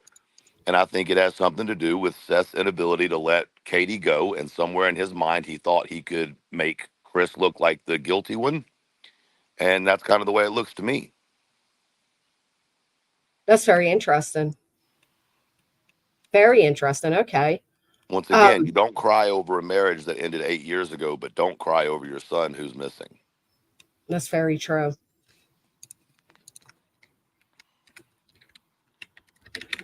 I just. I mean, that's in my opinion, guys. Here's the thing. I have to think the absolute best until remains are found. Okay. Because you and I and each one of us have seen cases where people have been, presumed dead, missing for 5, 10 years, and then they're found. You know, Elizabeth Smart case is one to be a good example. I show several examples of autistic teenagers who walked out and then were found as well. Now, the other side of that, I could also go the other way with Sebastian ran away from home. Sebastian set it up. He met somebody and they have him. But you ever, when you look at cases, typically you'll get a feeling in your gut whether you think the child or the person is alive or not, right? Mm-hmm. I haven't one time gotten the feeling in my gut that Sebastian's not with us. And you know what? If you go and you listen back to what Tony Mathis was saying the other day on TikTok, he stated as much. If you allow a child to leave, they don't have to run away. He stated about him talking to other people, and he's even implying that could be the answer. Because remember, in the beginning of this case, Seth is on camera saying he never had access to the internet. He never went online. And now, come to find out, not only did he go online, not only did he get left at Seth's house alone while he had to go work night shift, but he had his devices there while he did it. Yep. And why do you think the only two devices that law enforcement still have are both of his computer and his gaming system? It's the only two devices that have not been returned to the family. That is true. And if you remember in the beginning of this case, Seth says something about giving Sebastian a phone that Katie and Chris didn't know about, so he could get in touch with Seth if he ever needed to get in touch with him. Why would you do that? Why does Seth continue to push secrets with his son the same way that grandma kept supposable secrets for Sebastian? That's true. And then he encouraged him to go get the waitress's phone number. Yeah, there's a lot of weird things. And people are so focused on blaming the Proudfoot that they're missing these odd statements that are taking place from Seth. I just want someone who thinks that Chris and Katie did it, or either one, to tell me one reason other than the fact that Katie was the last one to see him. Other than that, because listen, how many of you mothers or fathers in here have had a child that ran away because they got pissed off about something or because they got in trouble? You were the last person to see your kid. Had something happen to your kid, would you want everybody to come at you like you're the one who did it? Absolutely not. That's the only thing people have to say about Katie is you're the last one to see him. That makes you a monster. Really? Because last time I checked, if we do the math, 18 minus 10, right? It's how long you're normally pregnant for. That puts you right at, a little under 17, I believe, or right at 18. And then you listen to when he said that she terminated all the others before him. So that means you got her pregnant underage. But we're just going to keep forgetting about a grown 20-something-year-old man having relations with a much younger than 18, because remember, he said himself that they met when she was 12. That's right. And actually, if you look, all right, so he said that he met Katie when Katie was 12. Katie's mother was arrested and went to prison for RSO for child, when Katie was 12. Katie apparently went to live with a family that lived near Seth. Recent family member of Katie's has claimed that Seth and her became intimate when she was 13, making Seth 22.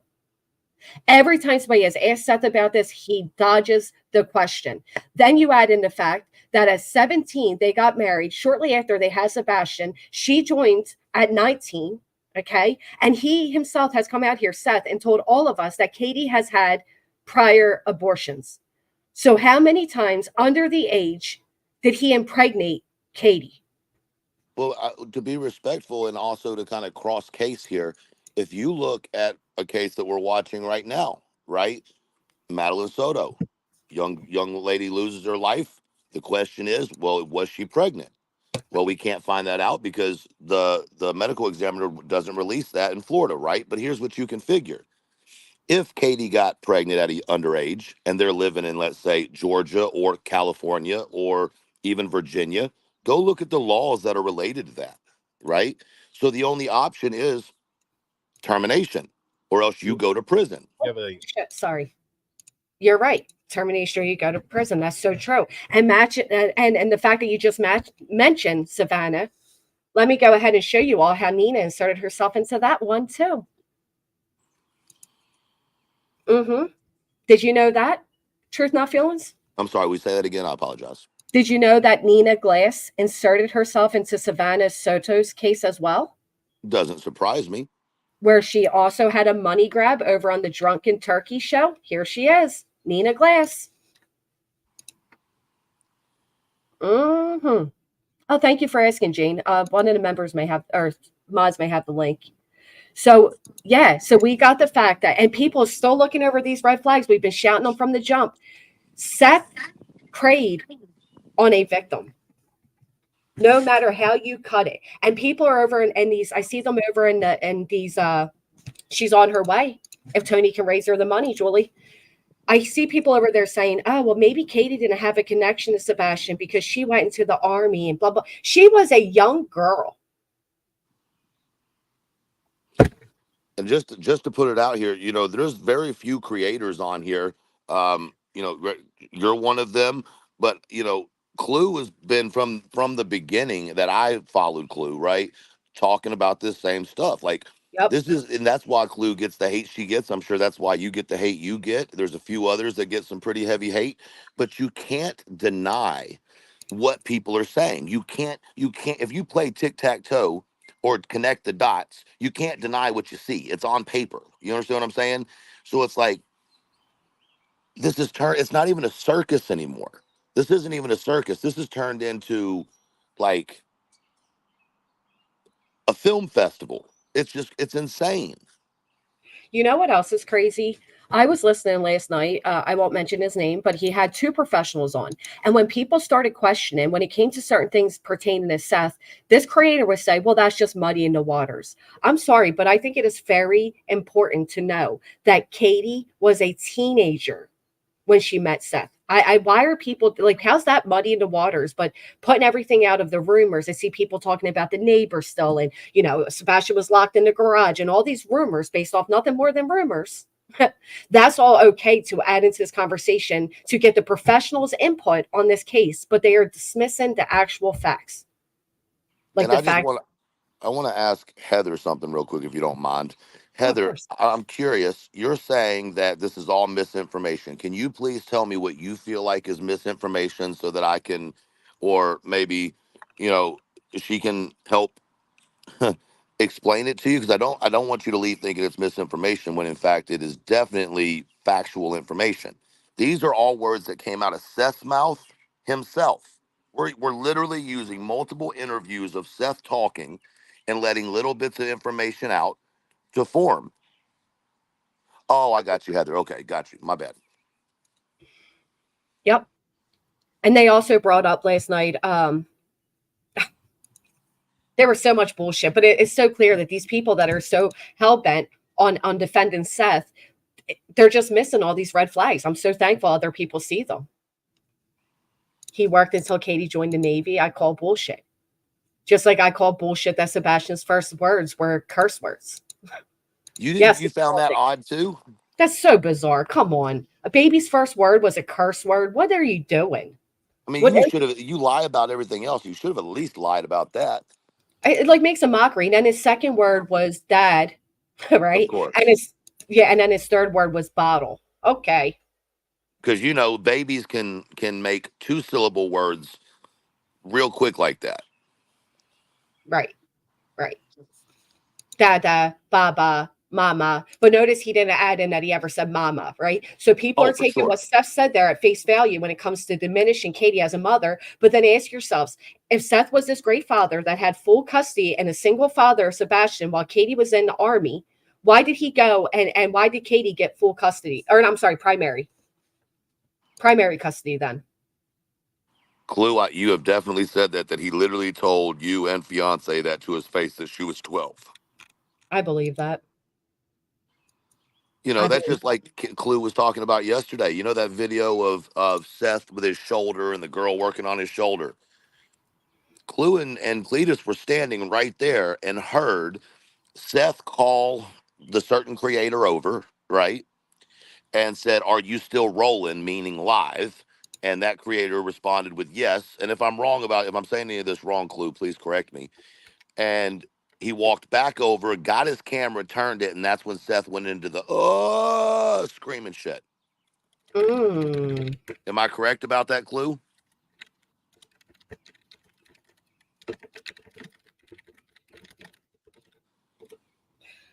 Stop giving Seth and Tony money. That's what it comes down to for these people is money. How much for Vanny was that baby exposed to? Then, my gosh, come on, no babies out here. She said, "Yep, no babies out here." First word's a curse word. That's ridiculous. And y'all see how Seth has now started attacking people like Clue, uh, and making comments about here's what's crazy to me. You ladies cannot stand, and maybe not in this chat, but in general, for a man to talk over a woman or to be loud towards a woman, but you are perfectly okay with a man that took advantage of a young girl. Right. I don't grasp it. I get called an a-hole, all these words because of my voice and the way that I project and speak, right? But then you're standing behind a man who self-admittedly started grooming a young girl at 12. At 12. And 12. impregnated her several times before she was 18. So Cheryl Reed just wrote, "Oh my God, is that why Chris thought Sebastian would be a P word because his dad was?" No. Unfortunately, because of Seth, we know that Sebastian experienced a traumatic situation when he was 8. And according to Seth, his mother, Katie, didn't get him the proper therapy he needed, which is bullshit. And he was displaying behaviors. And why would Katie and Chris do anything to Sebastian when Sebastian was leaving in less than 2 weeks? They were getting the idea was they were going to get Faith, right? Because if you look back, something happened in that house that's quote unquote the family secret. That's enough of a family secret that Seth's keeping his mouth shut about it too, right? So he's willing to release all of these CPS reports, but he's not willing to release the family secret. Think back to the beginning of the interviews, right? It was insinuated that the family secret had something to do with Faith and Sebastian. It's been insinuated since then that Sebastian did certain things that would represent abuse towards him or that he had been a victim of abuse, right? Y'all following me here? Yep. I'm trying not to be overly, you know. So if that is true, then why were they spending hours talking on the phone?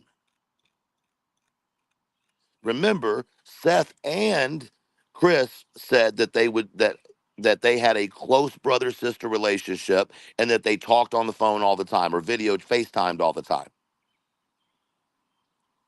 Y'all remember that? I sure do. You say don't or do? I do. I do Yeah. remember that. He said they were So very close. so if they're very close and they do FaceTimes and they're on the phone for hours at a time, why is it then that Seth wants to insinuate? And mind you, this is really Seth's pushing out there. This wasn't what Chris wanted to talk about or Katie wanted to talk about. You're right. And that's why, because Chris said it. Apparently, if we believe Seth, Chris stated if people find out, they're not going to want to look for Sebastian. But he put it out there anyway. But we have to understand, ladies and gentlemen, especially those who are parents, children, especially children that have been abused, but children in general are going to play doctor. They're going to experiment, Not at right? 15. Respectfully, not at 15. No. Well, no, okay. Well, but we don't know that this happened at 15. That's true. We don't know that it happened at 15. It had to have happened in the house when they were together. But if you think back to what Tony said something about December, which was right around Christmas, right? Where I'm assuming that Sebastian was with Seth for Christmas, right? Mm-hmm. So something had to have happened between December and January, and that's around Christmas. So And there's you're a very, CPS report for January. there you go. Mm-hmm. Y'all keep saying he's not 15th mentally, guys. He is high into the spectrum with a deletion issue. That doesn't necessarily mean, and even if his mind is of younger, his body's not. So you have to go with the body. It's a for those who don't know, I'm autistic myself, okay? So I'm speaking from experience.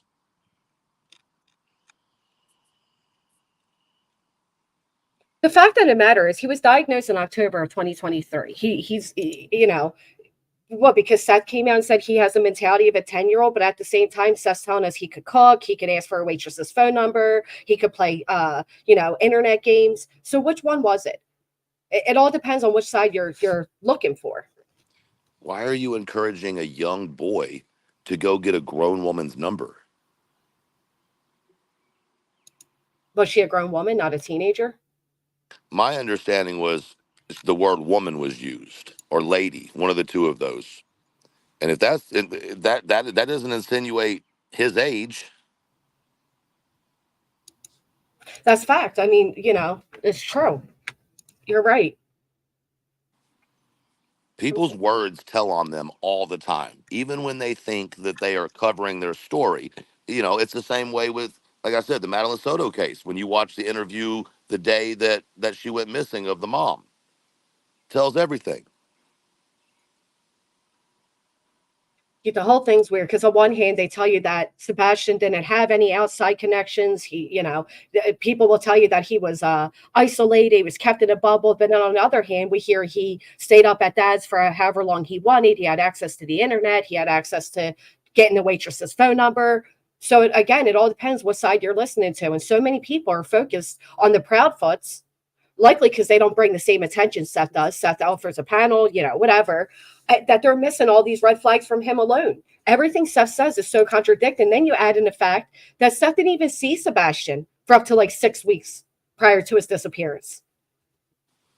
I'll be honest with you guys, I'd have run away from home too. There was a lot going on. I mean, and the thought about him running out the front door, everybody's like, well, there's no scent. Explain that in all the other missing kids cases, the 400,000 of them a year. You know what I mean? You don't always get a scent. Julie, am I right, since you're still in here, and I do think that you have incredible experience with dogs, is it not true that often you won't get a smell even if the person was there? For battling smells, like other smells in the area that would throw it off? Well, then they can't wrap their mind around the idea that, how do they know he went out the front door? Because it's the only door that you could go out and would lock on his own. That's how they knew. I mean, it's simple. It's so simple. And last night on that other podcast, they're talking about, Katie's trauma and Chris's, he's controlling her. But they wouldn't mention the fact that Seth dated her when she was a preteen, impregnated her when she was a teenager. So who's the one that had her in some type of control situation? And to me, this was another way for Seth to take control. This was another way for Seth to have one up on Katie. He has done nothing but disparage her, but then he gets up there and gets all teary-eyed, remember, in his wedding day. The fuck is that? It's so bizarre. But the greatest thing about that story, and I hate to laugh, but I'm going to, he couldn't consummate his marriage because he had a headache. Right. He walked around with champagne all night. Yep. Oh, he's a gangster. And then you turn around, right? And it's the other thing. He would leave Sebastian alone. He didn't have Sebastian very often. I mean, let's be honest here. He just didn't. Where was I going with that? The wedding night. He cries about that. He doesn't cry about anything else pertaining to this. We've never seen him get genuinely teary-eyed when it comes to, speaking about Sebastian, again, who we barely saw. Correct. An inexperienced canine would not always be able to get a scent, but if a canine is trained outdoors for wilderness searching, but never does urban indoors, that could affect it also. Okay, Julie, with your expertise, though, with respect, these were sheriff's department dogs. Would you believe that? Because here's where the problem comes in. If you listen to the 911 call, they absolutely got a hit on scent, right? And it had to have been a fresher scent based on the excitement that the dog was portraying to get to where the scent was, right? And so with Julie, I hope you don't mind me asking, but like I said, I do think you have great expertise on this. What would be the reason that the dog would take that trail so quickly and then law enforcement to say it was a cold hit? I really would love some clarification on that, because to me, in my experience within my career, a false hit would not have charged a half mile forward.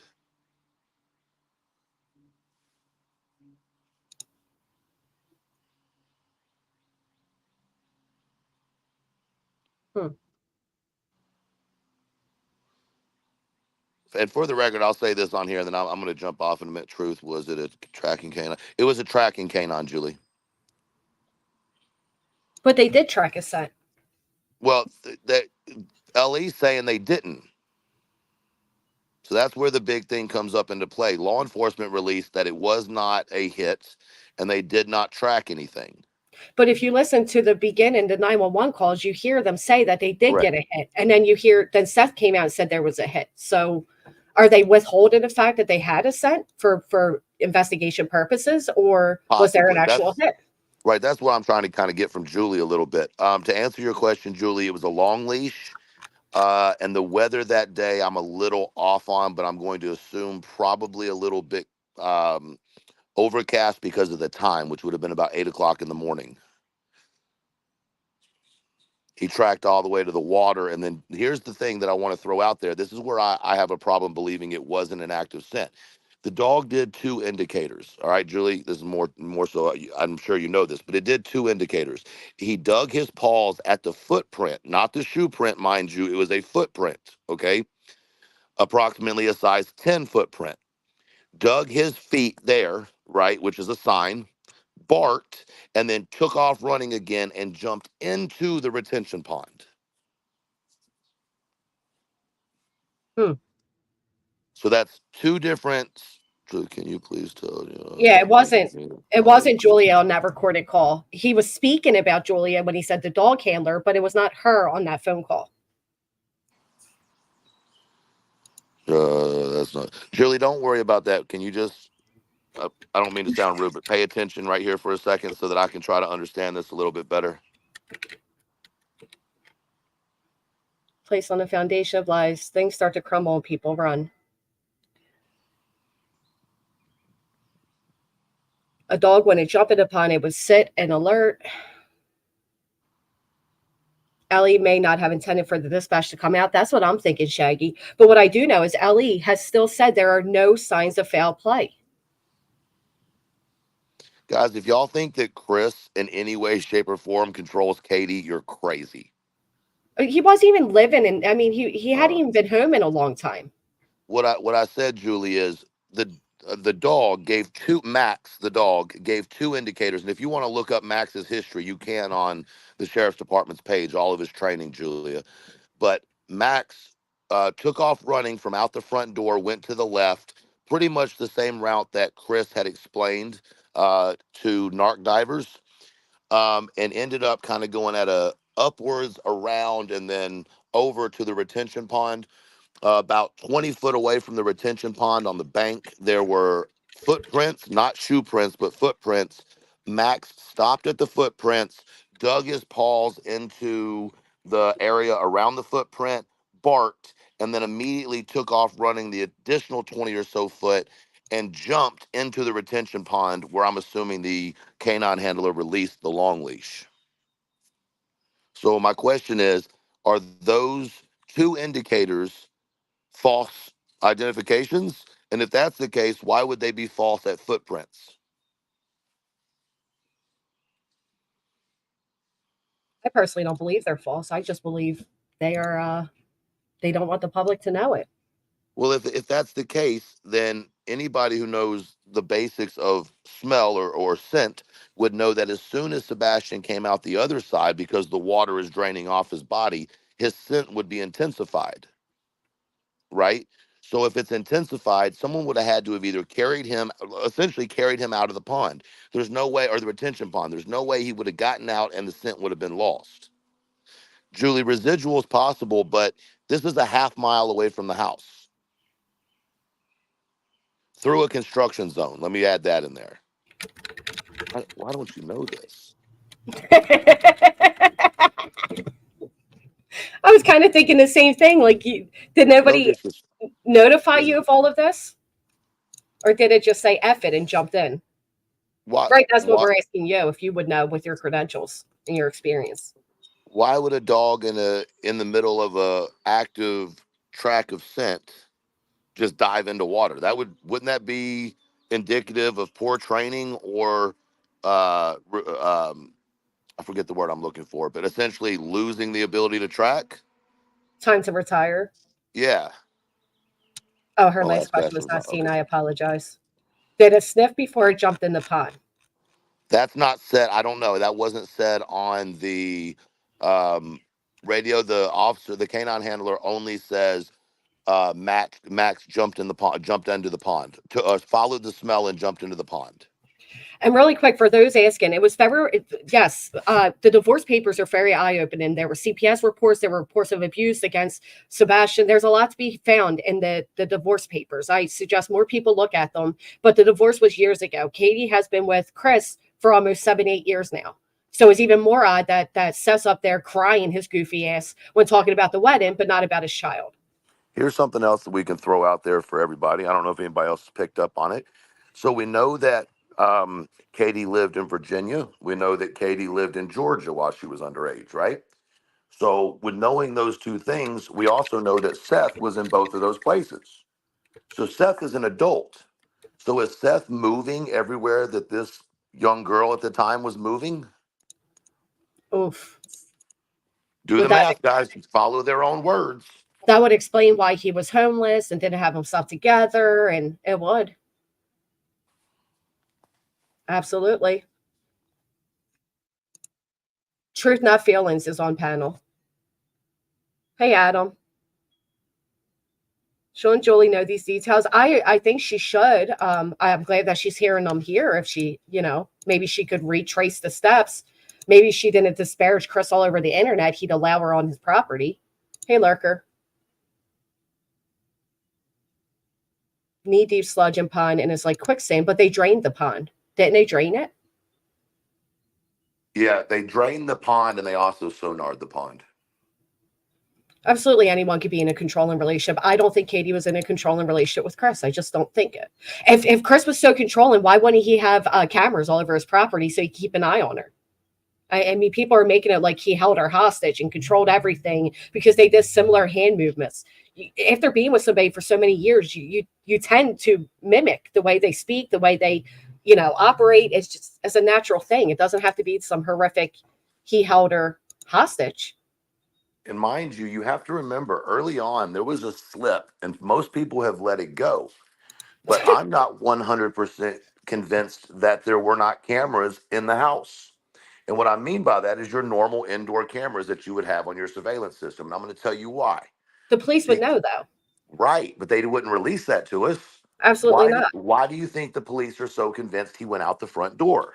That's very true. Why are the police so convinced that there was not foul play involved? You're right. Teresa says, why would someone make fun of Seth for being emotional and speaking of the mother of his child? Maybe because every other time he trashes her. So why is he emotional 8 years later, but never emotional when speaking about Sebastian? Y'all tell me one time he has broke down and cried on camera, not under the influence of drugs. And mind you, okay, in the beginning, if you watch Seth's demeanor, right, and go back and really watch his demeanor, guys, he was a pill addict before he went to the doctor. And you could tell it in how he always rubs his nose, how his eyes are always pinpointed, right? What he needed to do was he needed to cover for his addiction. So all of a sudden he went and got prescriptions from the doctor because now his employer is going to see that he's under the influence on these lives. That's interesting. Julie here says a track that directly stops like that usually would indicate they were running from someone and were forced to a sudden halt, grabbed, and an item of theirs could have been discarded in the pond. Keep in mind there were people there the next day or so. Something was thrown in the pond. Something could have been taken by a thrifter.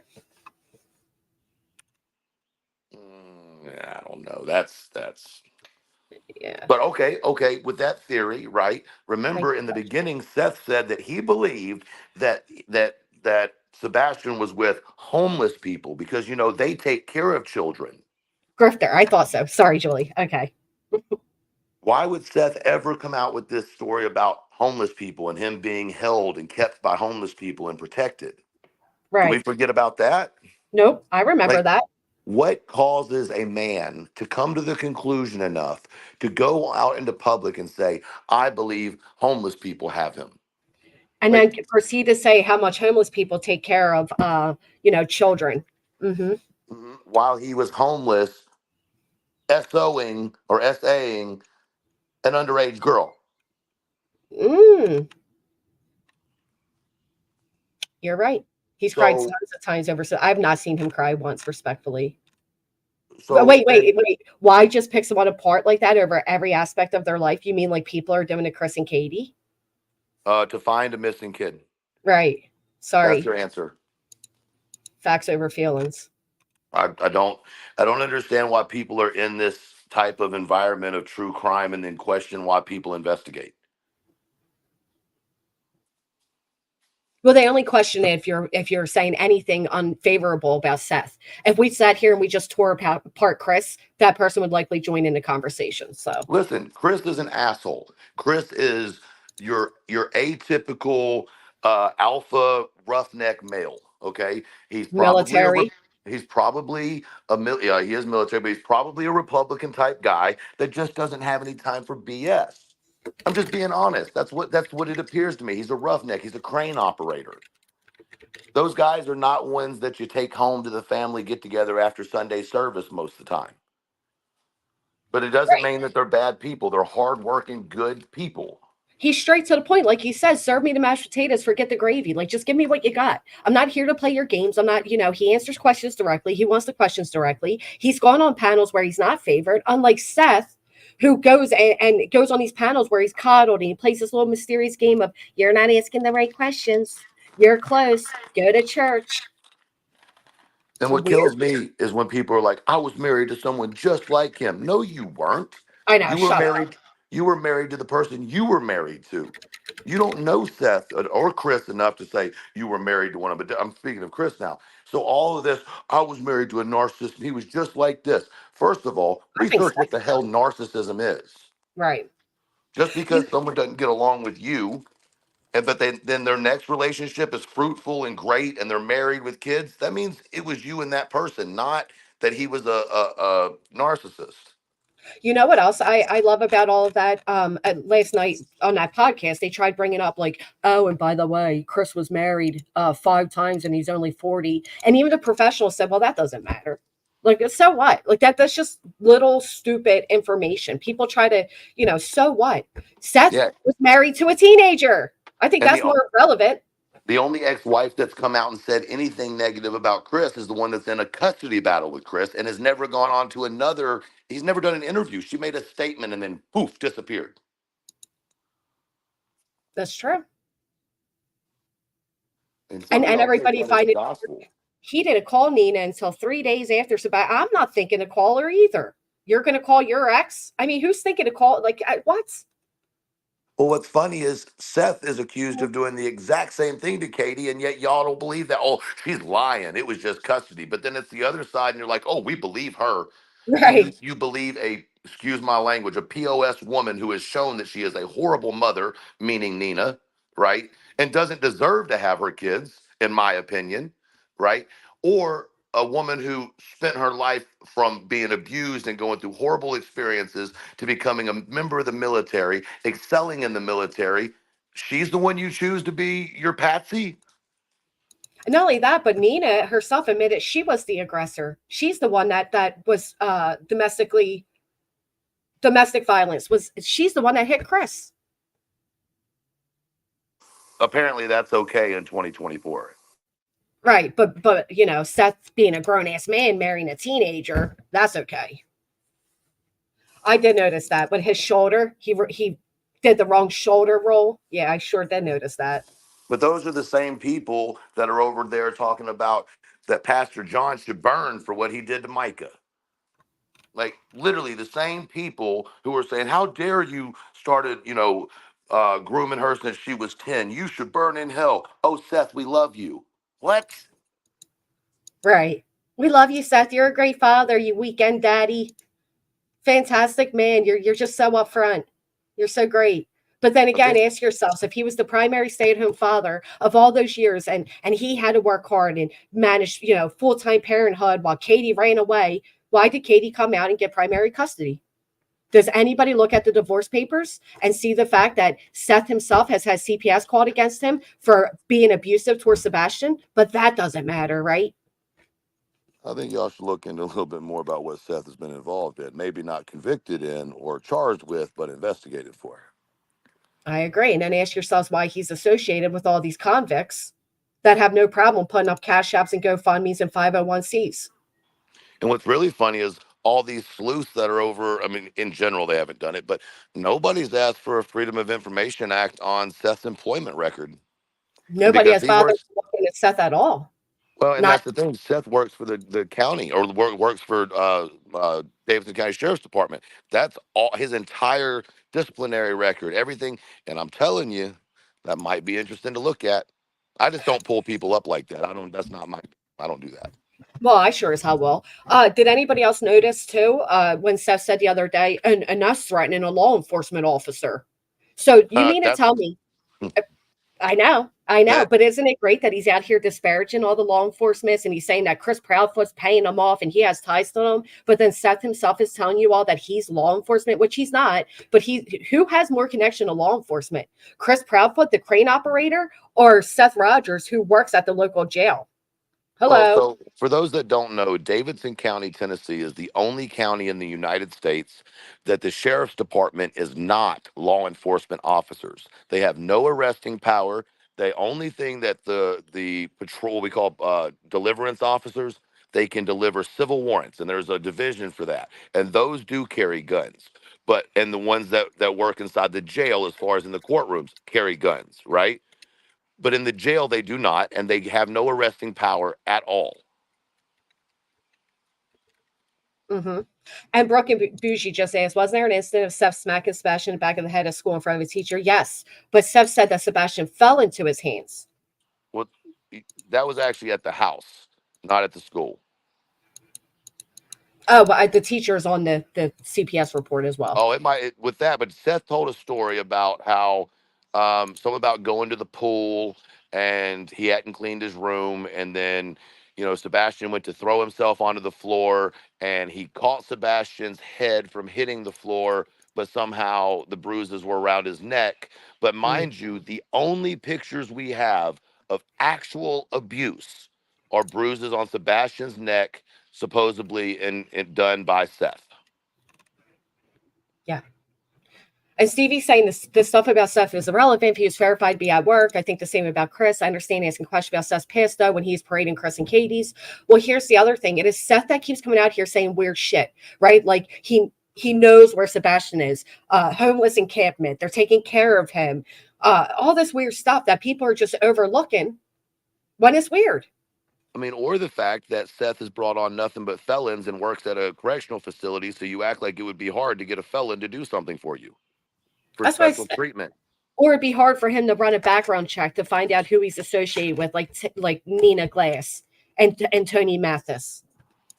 But even better, y'all have to understand that if you listen to what Seth said, Seth isn't even working in the jail. So when he said that he had 70 inmates that could vouch for him, that was a lie, because he was actually working the garage.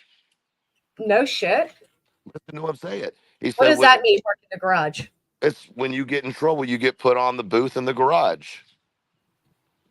So he had been disciplined at work.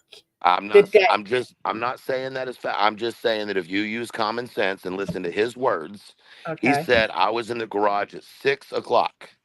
That's how I know I couldn't have been there anywhere near my son. 7 o'clock, whatever it was. So yeah, 6 o'clock is what he said. But then he said that he left late. And then on another one, he said he didn't get to his car till 7:30 to check his messages.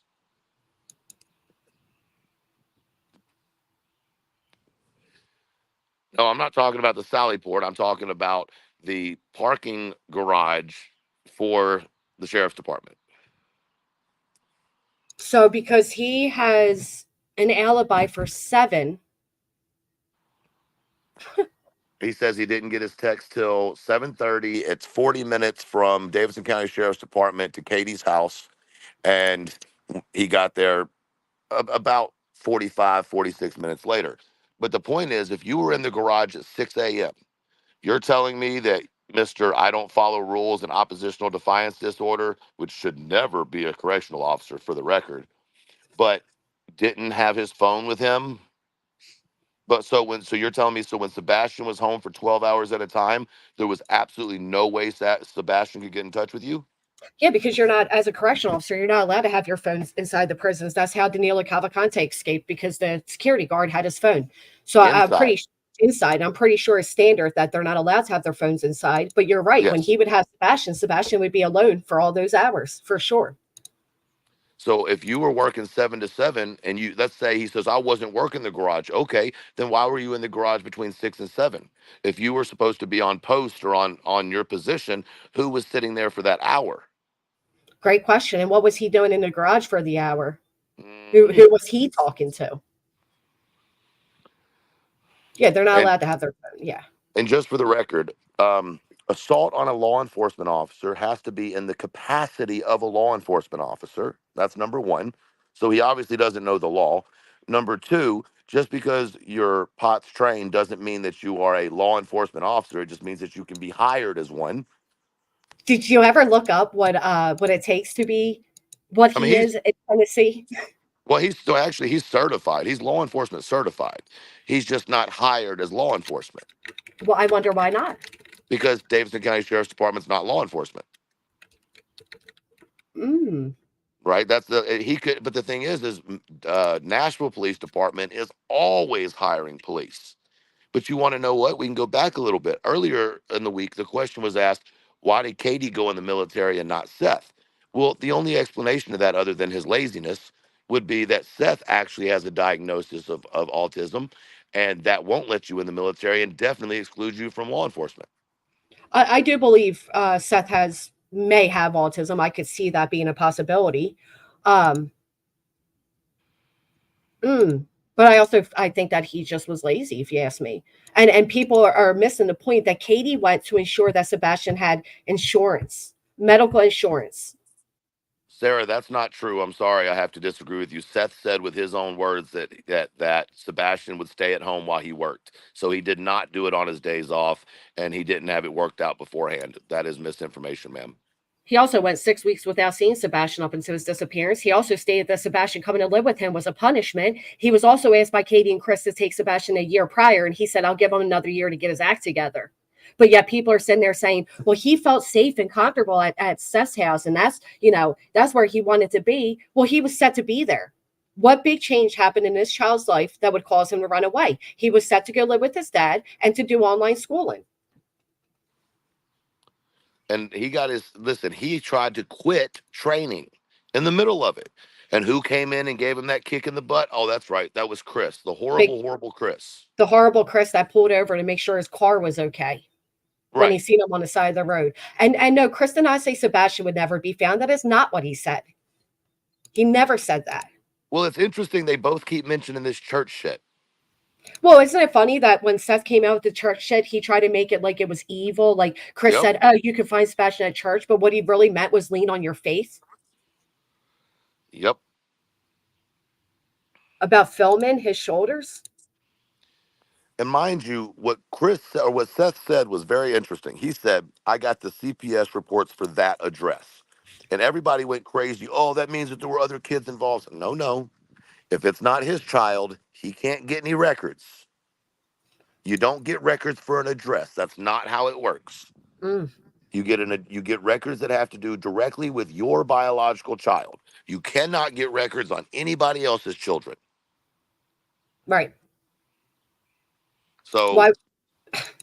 And if the reports were as bad as he's like implying, or people are implying altogether, why did Sebastian remain in that home? Julia, he has a POT certification. So essentially, I don't know what it's called where you're from, but essentially it's your law enforcement certification. It's your schooling that you pass. So essentially the police academy. I believe that the sheriff's department requires their officers to go through that in case the city ever goes to vote for reinstallation of law enforcement privileges.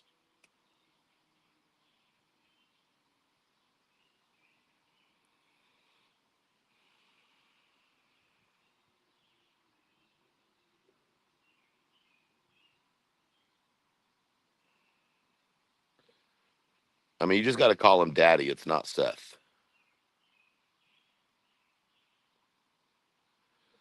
Well, I mean, I don't think anybody, Sky, is going to hire him for LEO because I don't think he could pass the physical. B, I'm concerned with the fact that you have a shoulder injury that's supposedly so bad that you have to take medication that you can't stay awake on, but then you're responsible for the safety and welfare of inmates.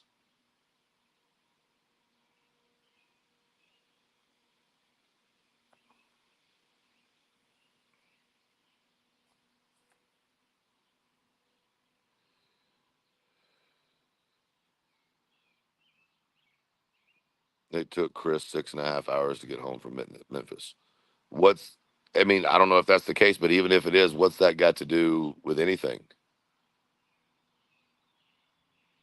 This is truth, not feelings on panel. Oh, and speaking of that, Shaggy, can we clarify again really quick? Sorry, I just ran to the restroom, so I missed what you were saying. But a colossal popcorn is the name of the popcorn. Good golly, you people are ridiculous. You act like your kids don't have a favorite something at Sam's Club. Actually, my son's been begging me to take him to Costco. We've never been to Costco. Oh, Costco's great. He keeps saying the cookies are supposed to be fantastic. I guess he's seen that on social media. Well, I always like going on. I think it's Saturdays. If you go, they have like 10 or 15 of those try it here carts, and you can just have lunch for free. Oh, I gotta go. I keep seeing all these things about it, like their pizza, their hot dogs, their prices are great, their food's great. We got to check it out. Well, my you need a opinion, membership there? You can get a one day, like I just want to experience it, but do the same with Sam's too, because Sam's Club, you can get a slice of pizza for $1, a hot dog for $1. Like, it's crazy cheap. Can't go anywhere and get anything for $1 anymore. No, you can get a whole pizza, I believe, for like $8 or $9 at Sam's Club, ready to bake. Mm. I'm not getting paid by them, by the way. I need that sponsorship. Sam Walton, holler at me. Look at this. Maybe said, Clue played a video of Seth search with JLR recording. You hear the woman say, I have, Secodo in my car, which is schizophrenic bipolar med, after he asked for ibuprofen. WTF. And then we have, again, because the whole point of this was Nina, we have Nina come on board, who there's literally reports from families that have had her supposedly join in their searches that say she ruined them. That she was drunk or high and, ruined the searches. And these are the people that are surrounded by Seth. But some people are so focused on hating the Proudfoots for what? I get it. That Chris is an asshole. People don't like his directness. I understand that. But are we going to negate everything that Seth, all the weird things Seth has said, from putting hair in pizza to everybody's to fault for everything? And he's father of the year, but yet he barely saw Sebastian and he left him alone for hours. He let him stay up all night. He gave him access to the internet. I mean, people are literally, praising him for shit that's not praisable. But why did Seth lie about letting Sebastian use the internet in the beginning? It's a good question. Everything that we come back to doesn't go to Chris and Katie. The only thing that goes to Chris and Katie is that Katie was the last one to see him. That's right. That's it. And then Chris told some lies about the lie detector test. Maybe he did. He shouldn't have done that. You know what I'm saying? I agree. Chris has done some fuck ups too. But if you listen to the interviews, which one sounds like they actually love Sebastian? Right. And actually, if you want to talk about the fact that Chris lied about it, then let's talk about the fact that Seth not only lied about it on Nancy Grace as well, but that he failed the first one because he was too high and was falling asleep. Katie's not MI. Katie's hiding from lunatics, Gina G. Katie has thousands of people out here accusing her of murdering her son. Katie's the one that's unsafe, as people are like, oh, poor Seth can't show us any searches that he's not on besides searching for panels because he's in jeopardy. He's in danger. But everybody's like, well, where the hell's Katie? I'll probably hide it from you folks. What do you want Katie to do? That's my big question. What do you want Katie to do? They want her to get up here and plead and beg and do all the things that she's doing with law enforcement. But as soon as she does that, right? As soon as she does that, y'all are going to rip her up one side and down the other for anything she says. It's a lose-lose. So she's going to follow what law enforcement has told her and sit down, shut up, and let them do their job. Why do people think that they're so much better than the police? I was watching a little bit earlier this morning, and they were like, the medical examiner doesn't know what they're talking about. Right. Are you effing kidding me? Do you even understand what goes into an autopsy?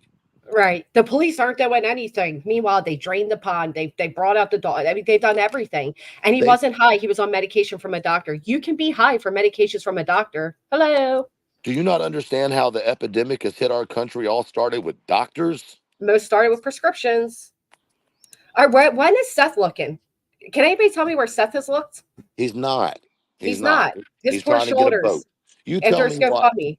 You tell me why Tony has a boat with sonar and hasn't brought it down, but then Seth is on a panel talking about I need a boat and I don't have a boat. What? Oh, somebody buy the man a boat. Meanwhile, the professionals that were there with those type of equipments were chased out. And they were threatened by people in black SUVs. I'm going to try to say this without being rude. You ignorant people. You do understand that law enforcement drives black SUVs, right? Right. And if you're out there searching for a missing child, they're going to watch you.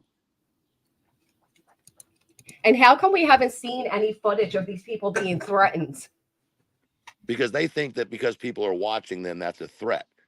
Well, I can assure you that you are being watched. I can assure you, if you are out there searching, you are being tracked. Geofencing is a mother trucker. I'm sorry, read that, Sheila. Right, Chinlo. How do people know she's not out there looking?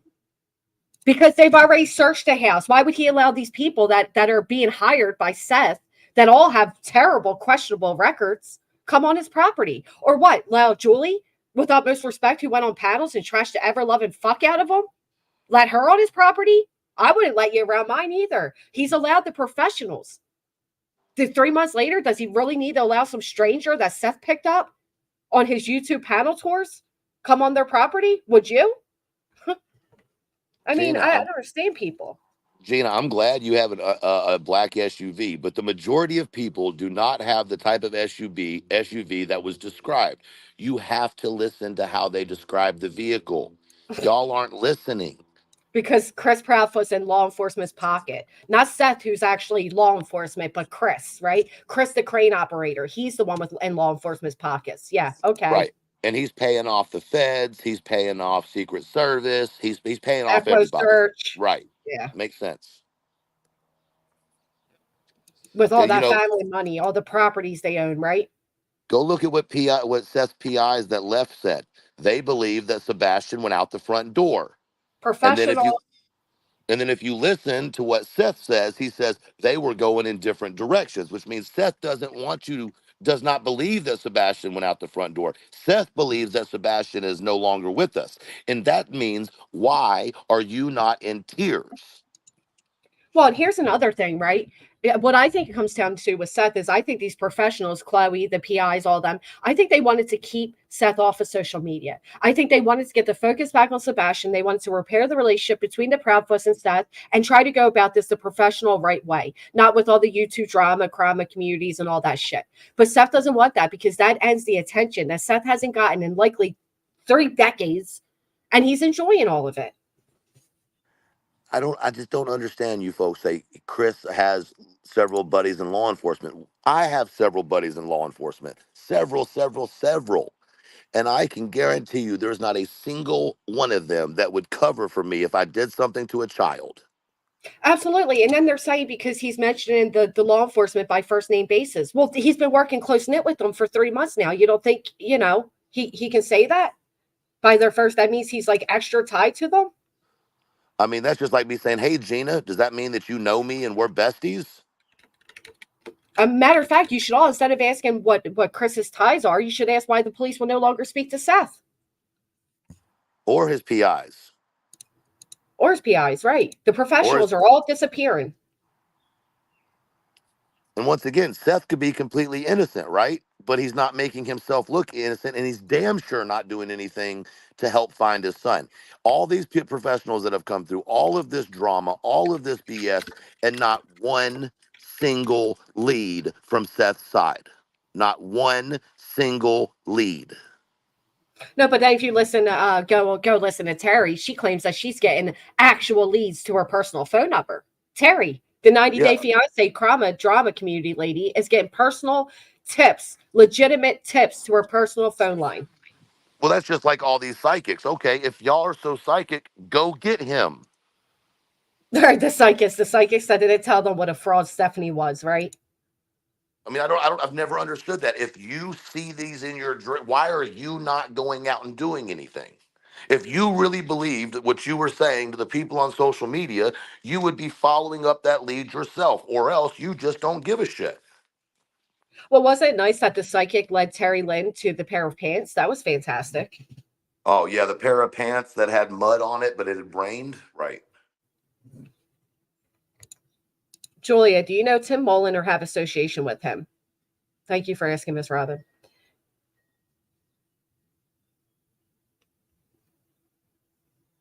Who leaked the essay info on 2 people? Seth? Seth's the one that gave us that information. And people are like, Chris threatened him not to release it. Chris was trying to protect it from coming out. Wouldn't you? People are arguing he didn't buy a motorcycle.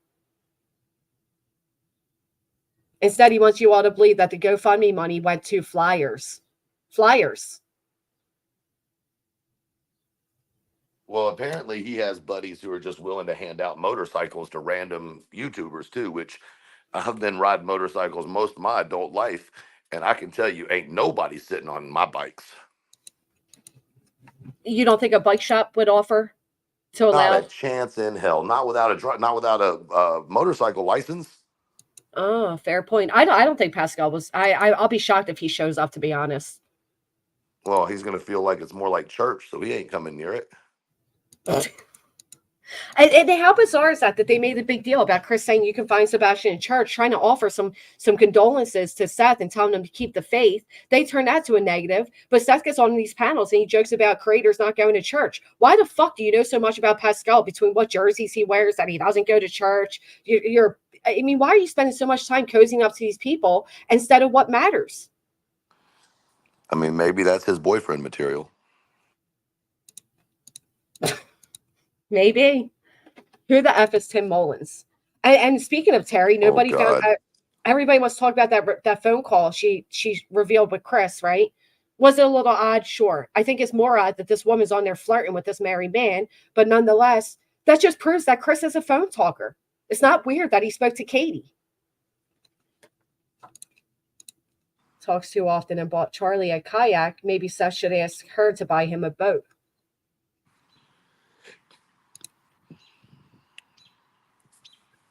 All right, guys. Well, I appreciate it.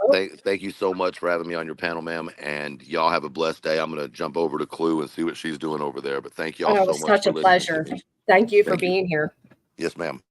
Church is where you hear gossip. That's what Seth was referring to, Pascal coming to the visual. So basically, I'm not going to give you the information right now pertaining to CPS, but if you come, Tim Collins.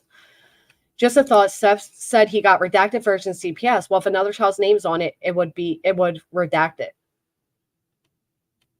But what child's name could be on there for that home when there was no other child in that home?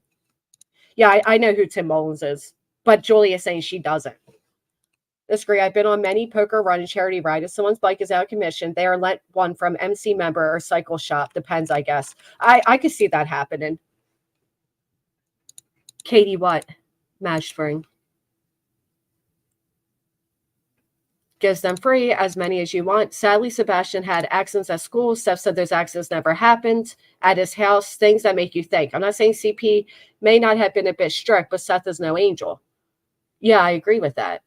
And why did he is from Tennessee. Why did we even find out that Sebastian, the whole thing, we know too much personal information that does not help in finding Sebastian. That's for sure. Now, I do want to show you guys this. So we were talking about Nina. That was the main point of today's stream. Well, here she is. Nina Glass, that was arrested in September of last year for assault with a deadly weapon after she shot at a teenager. Okay. Seth said he made him clean up his accidents himself. That isn't true. Well, I'll be honest, Audacity, a 15-year-old having an accident would be not, like, you wouldn't clean up the child. You know what I mean? He's 15. SATX here in San Antonio, Texas.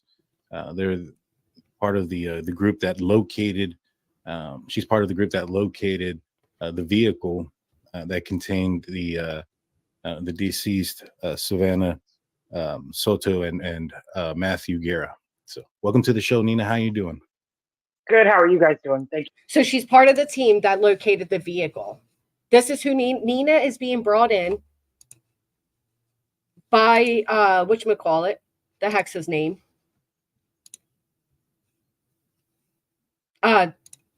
Tony Mathis. So long as we give her money, she'll be able to come to Tennessee and aid in the search. That's who she is. Thank you for having me. Oh, we're doing great. We're doing great. So just, before we get into this specific case and stuff, can you tell us a little bit about your group, Search and Rescue, SATX? Let's hear about it. Originally in 2019, I started doing search and rescue to help victims, families, with missing loved ones. Mm-hmm. For 2 years, I did it with a different group of people. And then I branched off on my own, started my own nonprofit, made an incorporation. So for 2 years, she did it with other people. For 2 years, she worked with other people. And then she branched off and did it on her own. Why did she branch off? Because she was no longer welcomed. That's why. And that's how we got Search and Rescue SATX. Nice. And you've worked on a few local cases and some across Texas of missing persons. What are some of the most, probably more recognizable missing persons cases that you've worked on? I worked on Andreen McDonald here in San Antonio, Texas. I worked on Cecilia Huerta Gallegos here in San Antonio, Texas. There was 2 autistic children that came up missing, or young adults, in January in Spring Branch. I worked on that one. She's not telling them how she was kicked off of these, though. She's not telling them that. Funny thing, Savannah Soto case, she happened to be near where the car was found and jumped on TT and went live. She never went near the car, if I remember correctly. That sounds more like it, because this woman's full of shit. Absolute shit. Kaylana Turner, north of Houston, we went and did that one in June. Mm-hmm. And then we decided to use our resources to try to help Savannah Soto and their family try to locate the car and find them. Right. She is so full of shit. So when did you first find out that Savannah Soto and Matthew?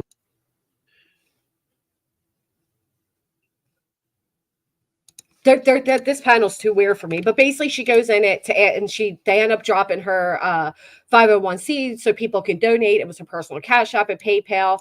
She's inserting herself into these cases. She doesn't have credentials. Matter of fact, she has nothing but bad publicity out there on her. And this is another one that is joining in on the search. This is another one that is inserting herself, so long as you all give her the money to do so. So one more time for those who didn't see it. This is Tony on TikTok last night. Get the community involved, but it takes a lot to get, I just looked at it today. It's 985 miles. My truck is a diesel. It's about 130, 140 to fill it up. 400 miles to the full tank. I mean, it takes a lot from the community and surrounding members. Right. So We if have- we did like a fundraiser for it, that would help. 1,000%. Absolutely. And I can tell you this, that Stephen Crabtree is a very good friend of mine. I don't know if you ladies know Stephen or not. Yes. Yes, we follow each other. Yeah, he is a salt of the earth human. And I can tell you that once we get Nina to Hendersonville, she'll have everything she needs. But just for complete transparency, she's got to have some vehicle work done. And, if we could get somebody that would fundraise to get her out there, we're going to have lodging for her and her team. We're going to have them fed. So this woman, again, who is a professional, needs your money to get her and her team out to Tennessee. So if you all start a GoFundMe, they will supply everything else. They'll do the lodging, all of that. But you need to fix her truck and give her diesel gas to go ahead and get down there. We're going to have, if anybody wants to get, create problems or cause problems, we're going to have people there for that too. That would go. What do you guys think of that? fix her truck. She has a whole team, a 501c, but she worked on all these cases, right? Worked on all these cases and is such a professional, but she needs your money to fix her truck and give her gas to get there. Coffin offered that Sebastian has a god brother. Anyone else curious about that? Yeah, I think when it comes to Seth, nobody has looked into anything pertaining to him and his family and the things that he says. I've been searching with no help from anyone, and flyers are free at the library. And trucks broke down. Right. To add it off, the trucks broke down. Part of Seth's team go to Worshams and video their convo yesterday. I seen that. He's part of the team as well. As greed and turning evil. The name of it is, one second.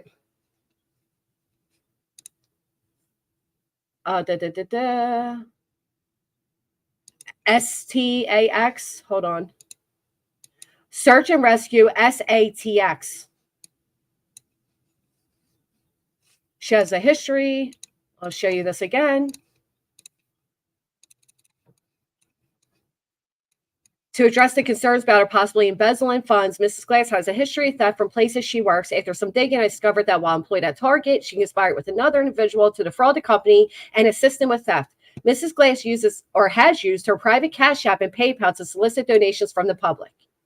She was involved in a shooting incident, which resulted in a 10-year felony. She was kicked off a search in Calhoun County in 2023, escorted out by the sheriffs. There were allegations of fraud and misappropriation of funds provided by the missing person's family. She was kicked off another search in Live Oak, which is near Bexar County, because she was involved in a search that involved a minor. She's not allowed to work around minors. She's known for drinking on searches and for drug use. This is the new member of the Dream Team here. They're not supposed to, Jane. Now, I don't know if he's on probation, but she is. So, kicked off of searches, yes. And then you'll see a statement right here. I was the lead person as one of the best friends of the mother of the young man that we were searching for in Calhoun County. Please keep sharing your experiences with her. She was 100,000% hindered the search. She was unprepared, drank, lied about resources, and gave false promises. Look at this. This is who's now joining with your donations today. Nina already has an active fundraiser for her search organization. Wow. Ask yourselves why. Why is Seth willing to do this? Does Seth not know? Right. You got to pay for it to get back, Neela Jean. Her and her team. Nobody on her team has a working vehicle. What does that tell you about the team? If we need to fix Nina's truck to get her and her team to Tennessee, who are these team members?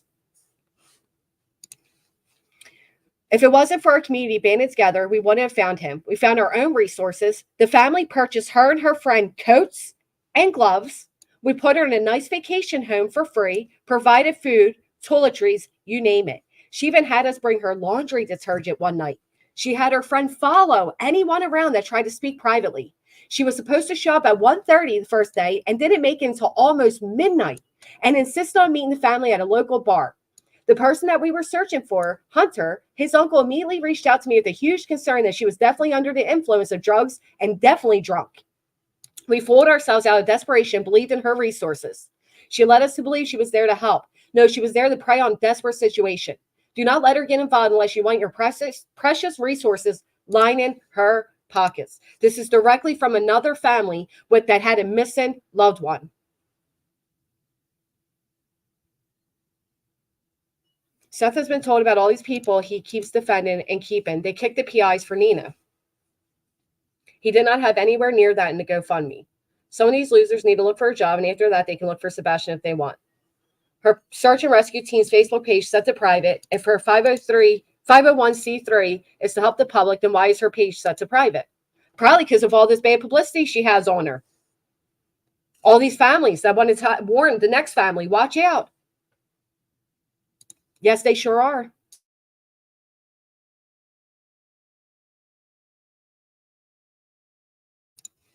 Should we have paid for Betty's truck too? Right? This is a woman who said she had 4 back surgeries and 2 knee surgeries, who in 2023 caught all these charges and was kicked off of all these scenes. Here's somebody else that worked with her. I was search and rescue with Daniela, was ordered out to map out or speak about search without, I was ordered not to map out or speak about search without her rolling out of bed at noon, but this person was certified. Can confirm Nina being drunk while searching every day. No excuse for the actions. Only went live to prove she was searching for 30 minutes of the day when questions got asked. Always on the phone with Kim, planning her next move for money, how to make others the scapegoat. Stayed at family's friend's house and hotel. Bought a $3K dog while searching. Had huge birthday party. $300 plus spent on liquor. Took whole family on vacation to CC. 2 meals were bought for searches per week. Rest was paid for by Facebook group. Bar fights in CC. Overheard many phone calls about running background check on her own team for social security numbers for leverage and making purchases under their name. Making everyone sign gag orders because they know too much about money, illegal activities. Phone calls about SATX members, merch buyers going missing if they ask questions because she got your addresses. Nina is a con artist. She has a past. Everyone loves a good comeback story. This ain't one. But like, this is weird. I don't know. How can she drive that far? How can she do anything? I wish Seth would wake up. I wish Seth would go back, relax, stop allowing these vultures to get in his head, and go back to what matters. I wish Seth would go back to coexisting and co-parenting with the Proudfoots. I wish he would go back to the professionals, to trust in the professionals. Instead, he has gotten rid of every single credentialed person willing to work with him for people like this. It doesn't make sense to me. I get the desperation of wanting to find your child, but at what expense? Tony Mathis, Nina Glass, as Nina is not her legal name. Right, she's kind of hiding who she is, isn't she? And what do you guys think? Would you want Nina searching for your child?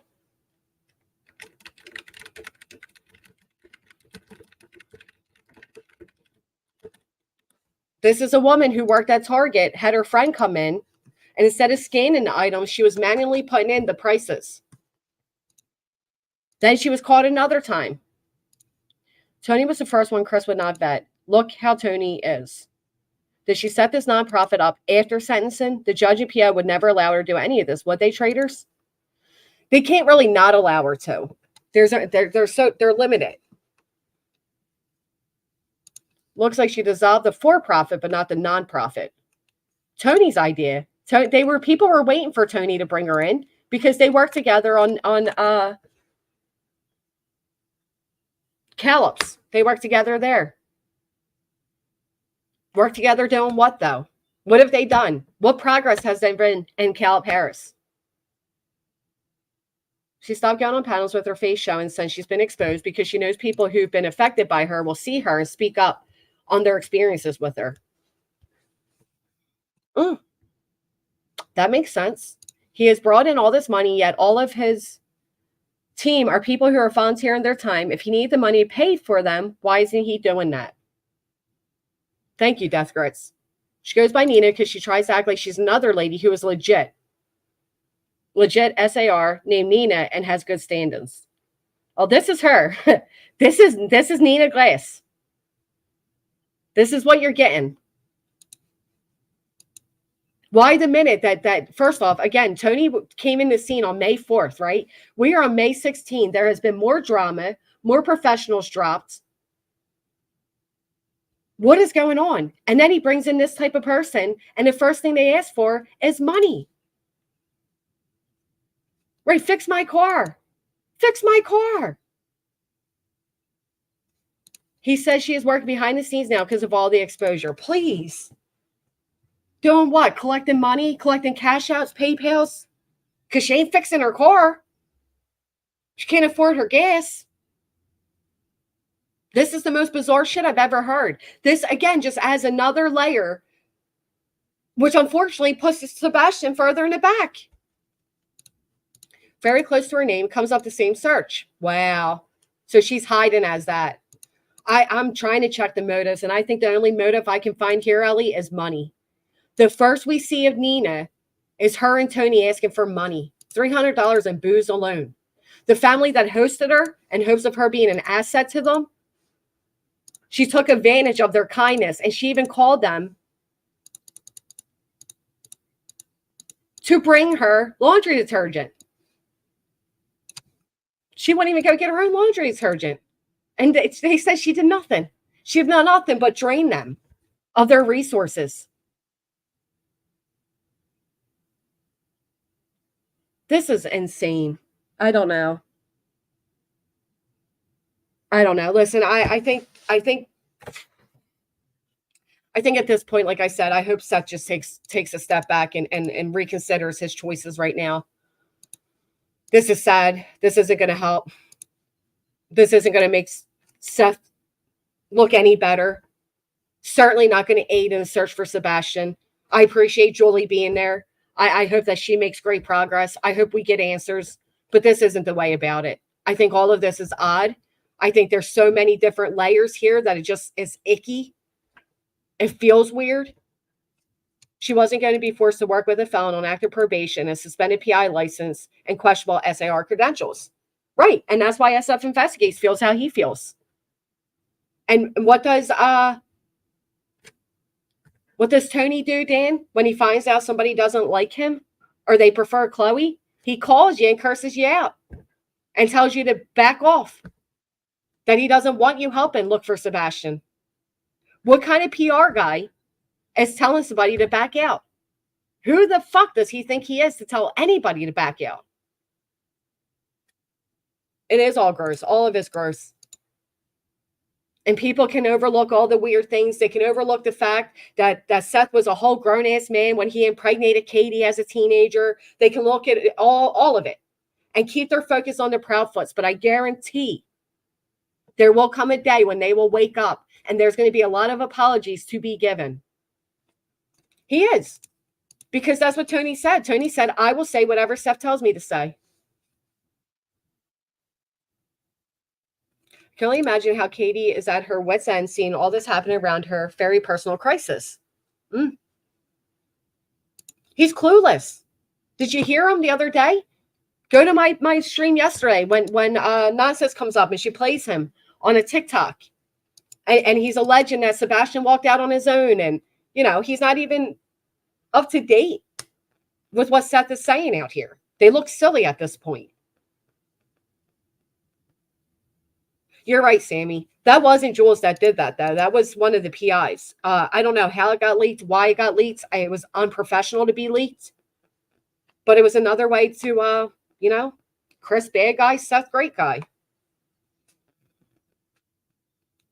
Under best circumstances, wait to see the saga of him fighting with them all once they turn. So true, because it's coming. He has. Matter of fact, I seen Crime Lines actually went at him a little bit. We know JLR dropped him. And I think more people are going to drop him when they realize what he's associated with. Tony Mathis. Felons for writing bad checks or check fraud. And then you have good old Nina here, who has more than you can imagine when you look her up from firsthand experience. Families pleading with you to keep her off your loved one's case. Don't let her get involved unless you want your precious resources lying in her pockets. They had to buy this professional woman, this professional search and rescue woman. They had to buy her jackets and gloves. Well, her Social Security didn't cover that. Search and Rescue San Antonio. First, another group that seems legit. Search and Support San Antonio. Classic scammer move. Facts, Fred. Facts. Why doesn't she have her actual government name as a professional lady? Because she's hiding all of this. This is what this woman is hiding. She doesn't want you all to find all of this. Instead, she wants you all to believe she's going to find Sebastian Rogers. Phew.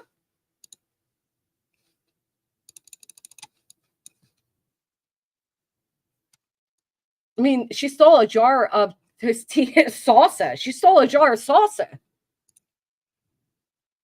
This is her being kicked out. Get away. We don't want you. You're not welcomed here. You have done nothing but cause harm in our search for our loved one.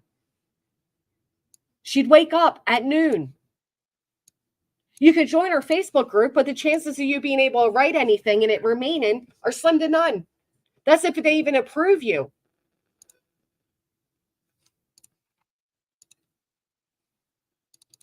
Here we go again. These are all last year, folks. We're not talking about, this is February of last year. Her arrest of assault with a deadly weapon, September of last year. And now they want your money. Donate your money towards a billboard for Sebastian. Donate your money towards a reward fund. Hell, go print out your own flyers. But I would strongly recommend none of you put a penny towards these frauds. No one knows truth, therefore I won't have to eat anywhere because I'm on no team. Facts, I mean, that's great. Seth is the reason for all this drama. He sure is. He sure is.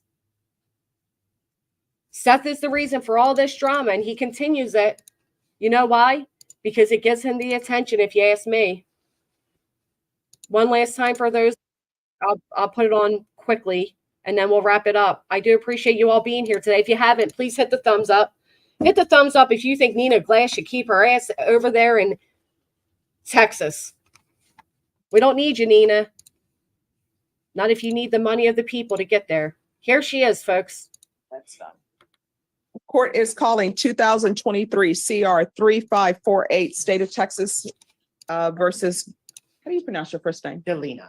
Delina. I've been mispronouncing. Delina Glass, right? Not Nina Glass, Delina Glass. Why are you hiding your name? 2023. It forever. State of Texas versus Delina Glass. Could I have parties announced for the record for the state? Jason Garrett, your Defense. Adrian Pettis. And are you Miss Glass? Yes, ma'am. Counsel, have you received all the discovery in this case and did you review it with your client? Yes, Your Honor. Court will find that the state is in compliance with discovery. Ms. Glass, I'm showing you what's entitled Application for Deferred Adjudication or Community Supervision. Did you review that with your attorney? Did you understand it? And did you sign it? Yes, Your Honor. Showing you what's entitled True Bill of Indictment. Did you review that with your attorney? Did Hey, you Hiccup. understand it? Yes, Your Honor. Counsel, do you waive We are. affidavit of admonitions? Did you review that document? Did you understand your punishment is anywhere from 2 to 20 years? Oh. Assault with a deadly weapon. Here we go. Listen close. Did you understand you're charged with the offense of aggravated assault with a deadly weapon? That's a second-degree felony. The range of punishment. Charged with the offense of aggravated assault with a deadly weapon. Yes, Your Honor. Did you understand you're charged with the offense of aggravated assault with a deadly weapon? That's a Aggravated assault with a deadly weapon. She pulled a gun out and shot. This woman is that unhinged that she found that to be a good idea. second-degree felony. The range of punishment is anywhere from 2 to 20 years in prison and up to a $10,000 fine. Did you understand? Yes, Your Honor.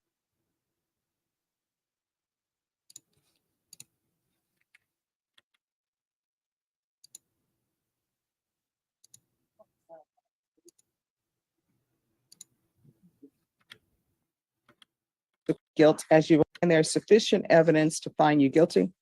The court will defer finding of guilt as you apply for deferred adjudication. Are we proceeding with sentencing? I'd like to.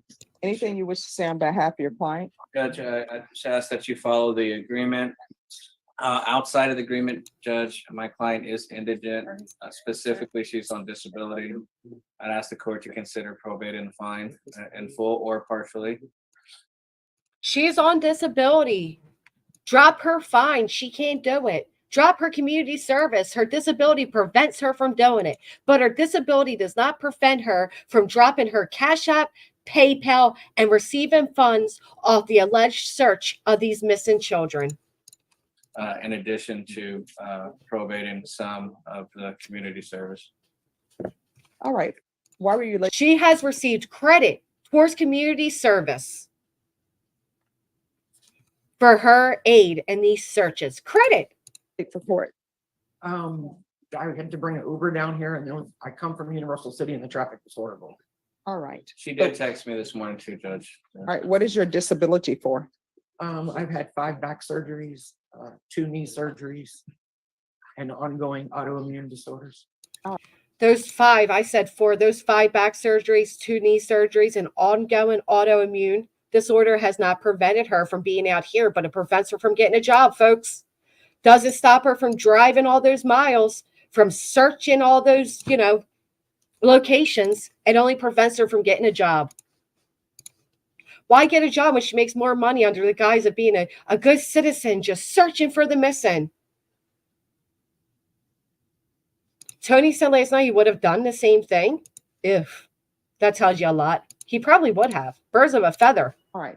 So I'm reading the police report. So it always appears that females want to fight over some boyfriend who could care less about either of them. Mm-hmm. So explain to me why you thought it was appropriate your daughter's ex-boyfriend's girlfriend. Listen here. Seth can't search because of his shoulder, but this woman with 5 back surgeries, 2 knee surgeries, and an ongoing autoimmune is able to search. Okay. Is coming over to have a conversation with her. I say conversation loosely. And so your daughter calls her brother and says, hey, this girl is coming over. So instead of anybody saying, let's call the police, everybody's like, oh, she's coming over to start something. And the brother's like, well, I'm going to come over there to help in case there is any problem. Nobody thinks of calling the police. Nope. Pull out a gun you instead. Get involved. Maturity. You fire a shot. You could have killed her. And I'm reading this. The bullet went through a bedroom, went somewhere else. You could have killed some young child who's just at the apartment trying to enjoy his best life. And meanwhile, she could have killed a child who was at their apartment just living their best life. And now she's out here searching for these children. While people who didn't raise their children appropriately are getting into a fight over some boy who's probably with another girl right now, who probably doesn't have employment and has nothing going for himself. Because if he did, he would not be dating girls fighting over him. So what were you thinking? It was actually the young man's sister. What were you thinking, adult on the scene? What were you thinking? Yeah, but what were you thinking? I was defending my daughter because she was 27 years old. So you're pulling out a gun. If you need a gun to defend yourself, to a woman without a weapon, really? If a 27-year-old is attacking your 17-year-old and you need a gun, what? And this is Tony's talking about. Is this your bodyguard, Tony? When you said if people are there to start trouble, you're going to have things set and ready. Is this it? Is this your gangster bodyguard, Nina? Right. Defending your daughter who went to their home and fired a shot. Right, sweetie cake. With a crowd of people. And I read the report, and what it says was your son was trying to pull you back. Other people were in between you and this person trying to de-escalate, and you escalate by pulling a gun. Did anybody pull a gun on you? How despicable is that? You had people begging her not to do it. And she pulls out a gun. No, but I did know them to have weapons. No. Did anybody pull a gun on you? She's not even apologetic. She's not even remotely apologetic. She's not remorseful. She doesn't regret it. Nothing. So you're 2 steps away from being charged with murder and probably on trial for murder, looking at a life sentence where nobody's going to care whether you have a disability or not. Yes, ma'am. And then you're firing a gun, then putting it back in your waistband. People do watch too much TV where everybody wants to carry a gun in their waistband like this is Miami Vice or something. Yes, ma'am. You taught your children nothing on that day. She's out there acting like it's Miami Vice, and now she's out here acting like it's a game of Clue. Keep your ass at home, Nina Glass. Keep your ass at home. Oh, I believe that, Jane. I believe that absolutely. She has no remorse. Thank you, Kimberly. No remorse. She doesn't care one bit. She was out there acting like it was Miami Vice, not teaching her kids a damn thing, and now we want her to aid in the search for other children. Because guess what they're going to be thinking? Pull a gun. Guess what? It doesn't matter if there are 20 people around. It doesn't matter if we're in a crowded stairwell. Whoever gets shot, gets shot. And guess what? That bullet that went through somebody's apartment, because they say it went through somebody else's apartment who has nothing to do with nothing, their child, and we've had a case like that before, their child just standing in the kitchen, minding their own business, cooking, end up with a bullet in the brain splatter and brain matter all over the floor, and they have nothing to do with nothing. And then the defendant is up in here crying, which you would have been up in crying. I didn't mean to do it. Yes, ma'am. Pulling a weapon should not. Does she understand the severity? Do you guys understand the severity? Go ahead and drop a 2 in the chat if you understand the severity here. This is so severe. This woman could have taken people's lives that day, innocent people's lives that day. When was this day, you may ask? Well, this was September of 2023. This was less than a year ago. Does she look remorseful? No. Actually, she made an excuse. Well, I'd known of them to have weapons. With her cocky response back. And now she's getting credit towards this for aiding in these searches where she is pocketing money and resources, and like a vulture that she is, grasping her claws into these family members that are desperate for some type of help, and they are under the guise that this is a legitimate search and rescue, while she hides her government name so that they all can't find out the truth about what this woman is. Let me tell you the first thing. First things first, if this woman was remorseful, if this woman was trying to change her life and do better, okay, she wouldn't be hiding who the fuck she is. You know, people place a lot of judgment on JLR. JLR has this record. JLR has that record. JLR has come out himself and said he has this record. You know why? Because he is willing to try to do better, whether you believe it or not. This woman is hiding. She is hiding from who she is. You know why? Because she is still who she was when she stood before this judge less than a year ago. This is who and what she is. It's despicable. It's disgusting. And this is what the team has ended up looking like. The army for Sebastian is now full of this. There's nothing more left to say here. Seth, wake up. Wake up. Because you are obviously not in the right company. You're likely not in the right state of mind. Or you're doing all of this. You're doing all of this willingly. You know exactly who and what these people are, and these are your type of people. I want to believe the latter, but who the hell knows at this point? Let's get back to the beginning. Get back to what matters. Get back boots on the ground. Toughen up with your shoulder. If this lady can do it with 5 back injuries, then you can do it too with your shoulder. And start looking for Sebastian, because none of this is going to help. These type of characters added in and these weird things with people that are doing movies and this and that, this is nothing more than another layer on top of a layer of a case that you turned into.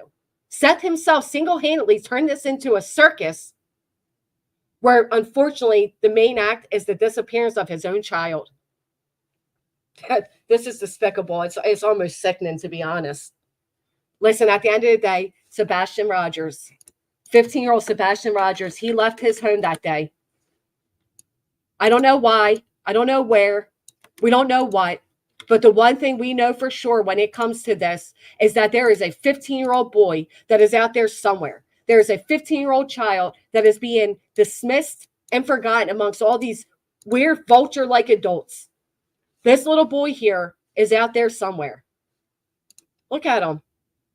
Look how adorable this is. Look how happy and healthy and loved that child looked. Look at the pride. The pride on his face with this award. Look at him with this snake. Sebastian was brave. Sebastian was loved. He was happy. He was healthy. And he's out there somewhere. Let's get him back where he belongs. In the forefront. This could be any of us, and I pray it never is. I hope you all have a great day, and I'll see you all back here another day. Spread the word. Make sure everybody's aware. Nina Glass is not her name. She's hiding who she is, and it shouldn't be allowed. Hell, she's not even allowed around kids. How's she allowed to go look? Riddle me that. I don't get it. He left it not on his own. Well, Gina, unfortunately, professionals disagree with you, so there's that. You know, there's always that. Thank you, traders. Thank you, SS. I appreciate all of you. If you haven't, please hit the thumbs up. Get us in the algorithm. More people made aware of who this Nina Glass is that is tied to Tony Mathis, who also has a questionable history. Let's stop these people from doing what they're doing. Dead in their tracks. Get your own broke down truck fixed. Get a car you can afford. Hell, if you can't afford diesel, don't get diesel. But to immediately come live, get on the first panel you're on and ask for everybody's hard-earned money so you can go aid in a search that you physically shouldn't be capable to do because you're on disability, oof, blows my mind. Deep breaths, everybody. Sebastian at the forefront. Let's do what we got to do. I appreciate you being here, Julie. Thank you. I'll see you all soon. Have a great day.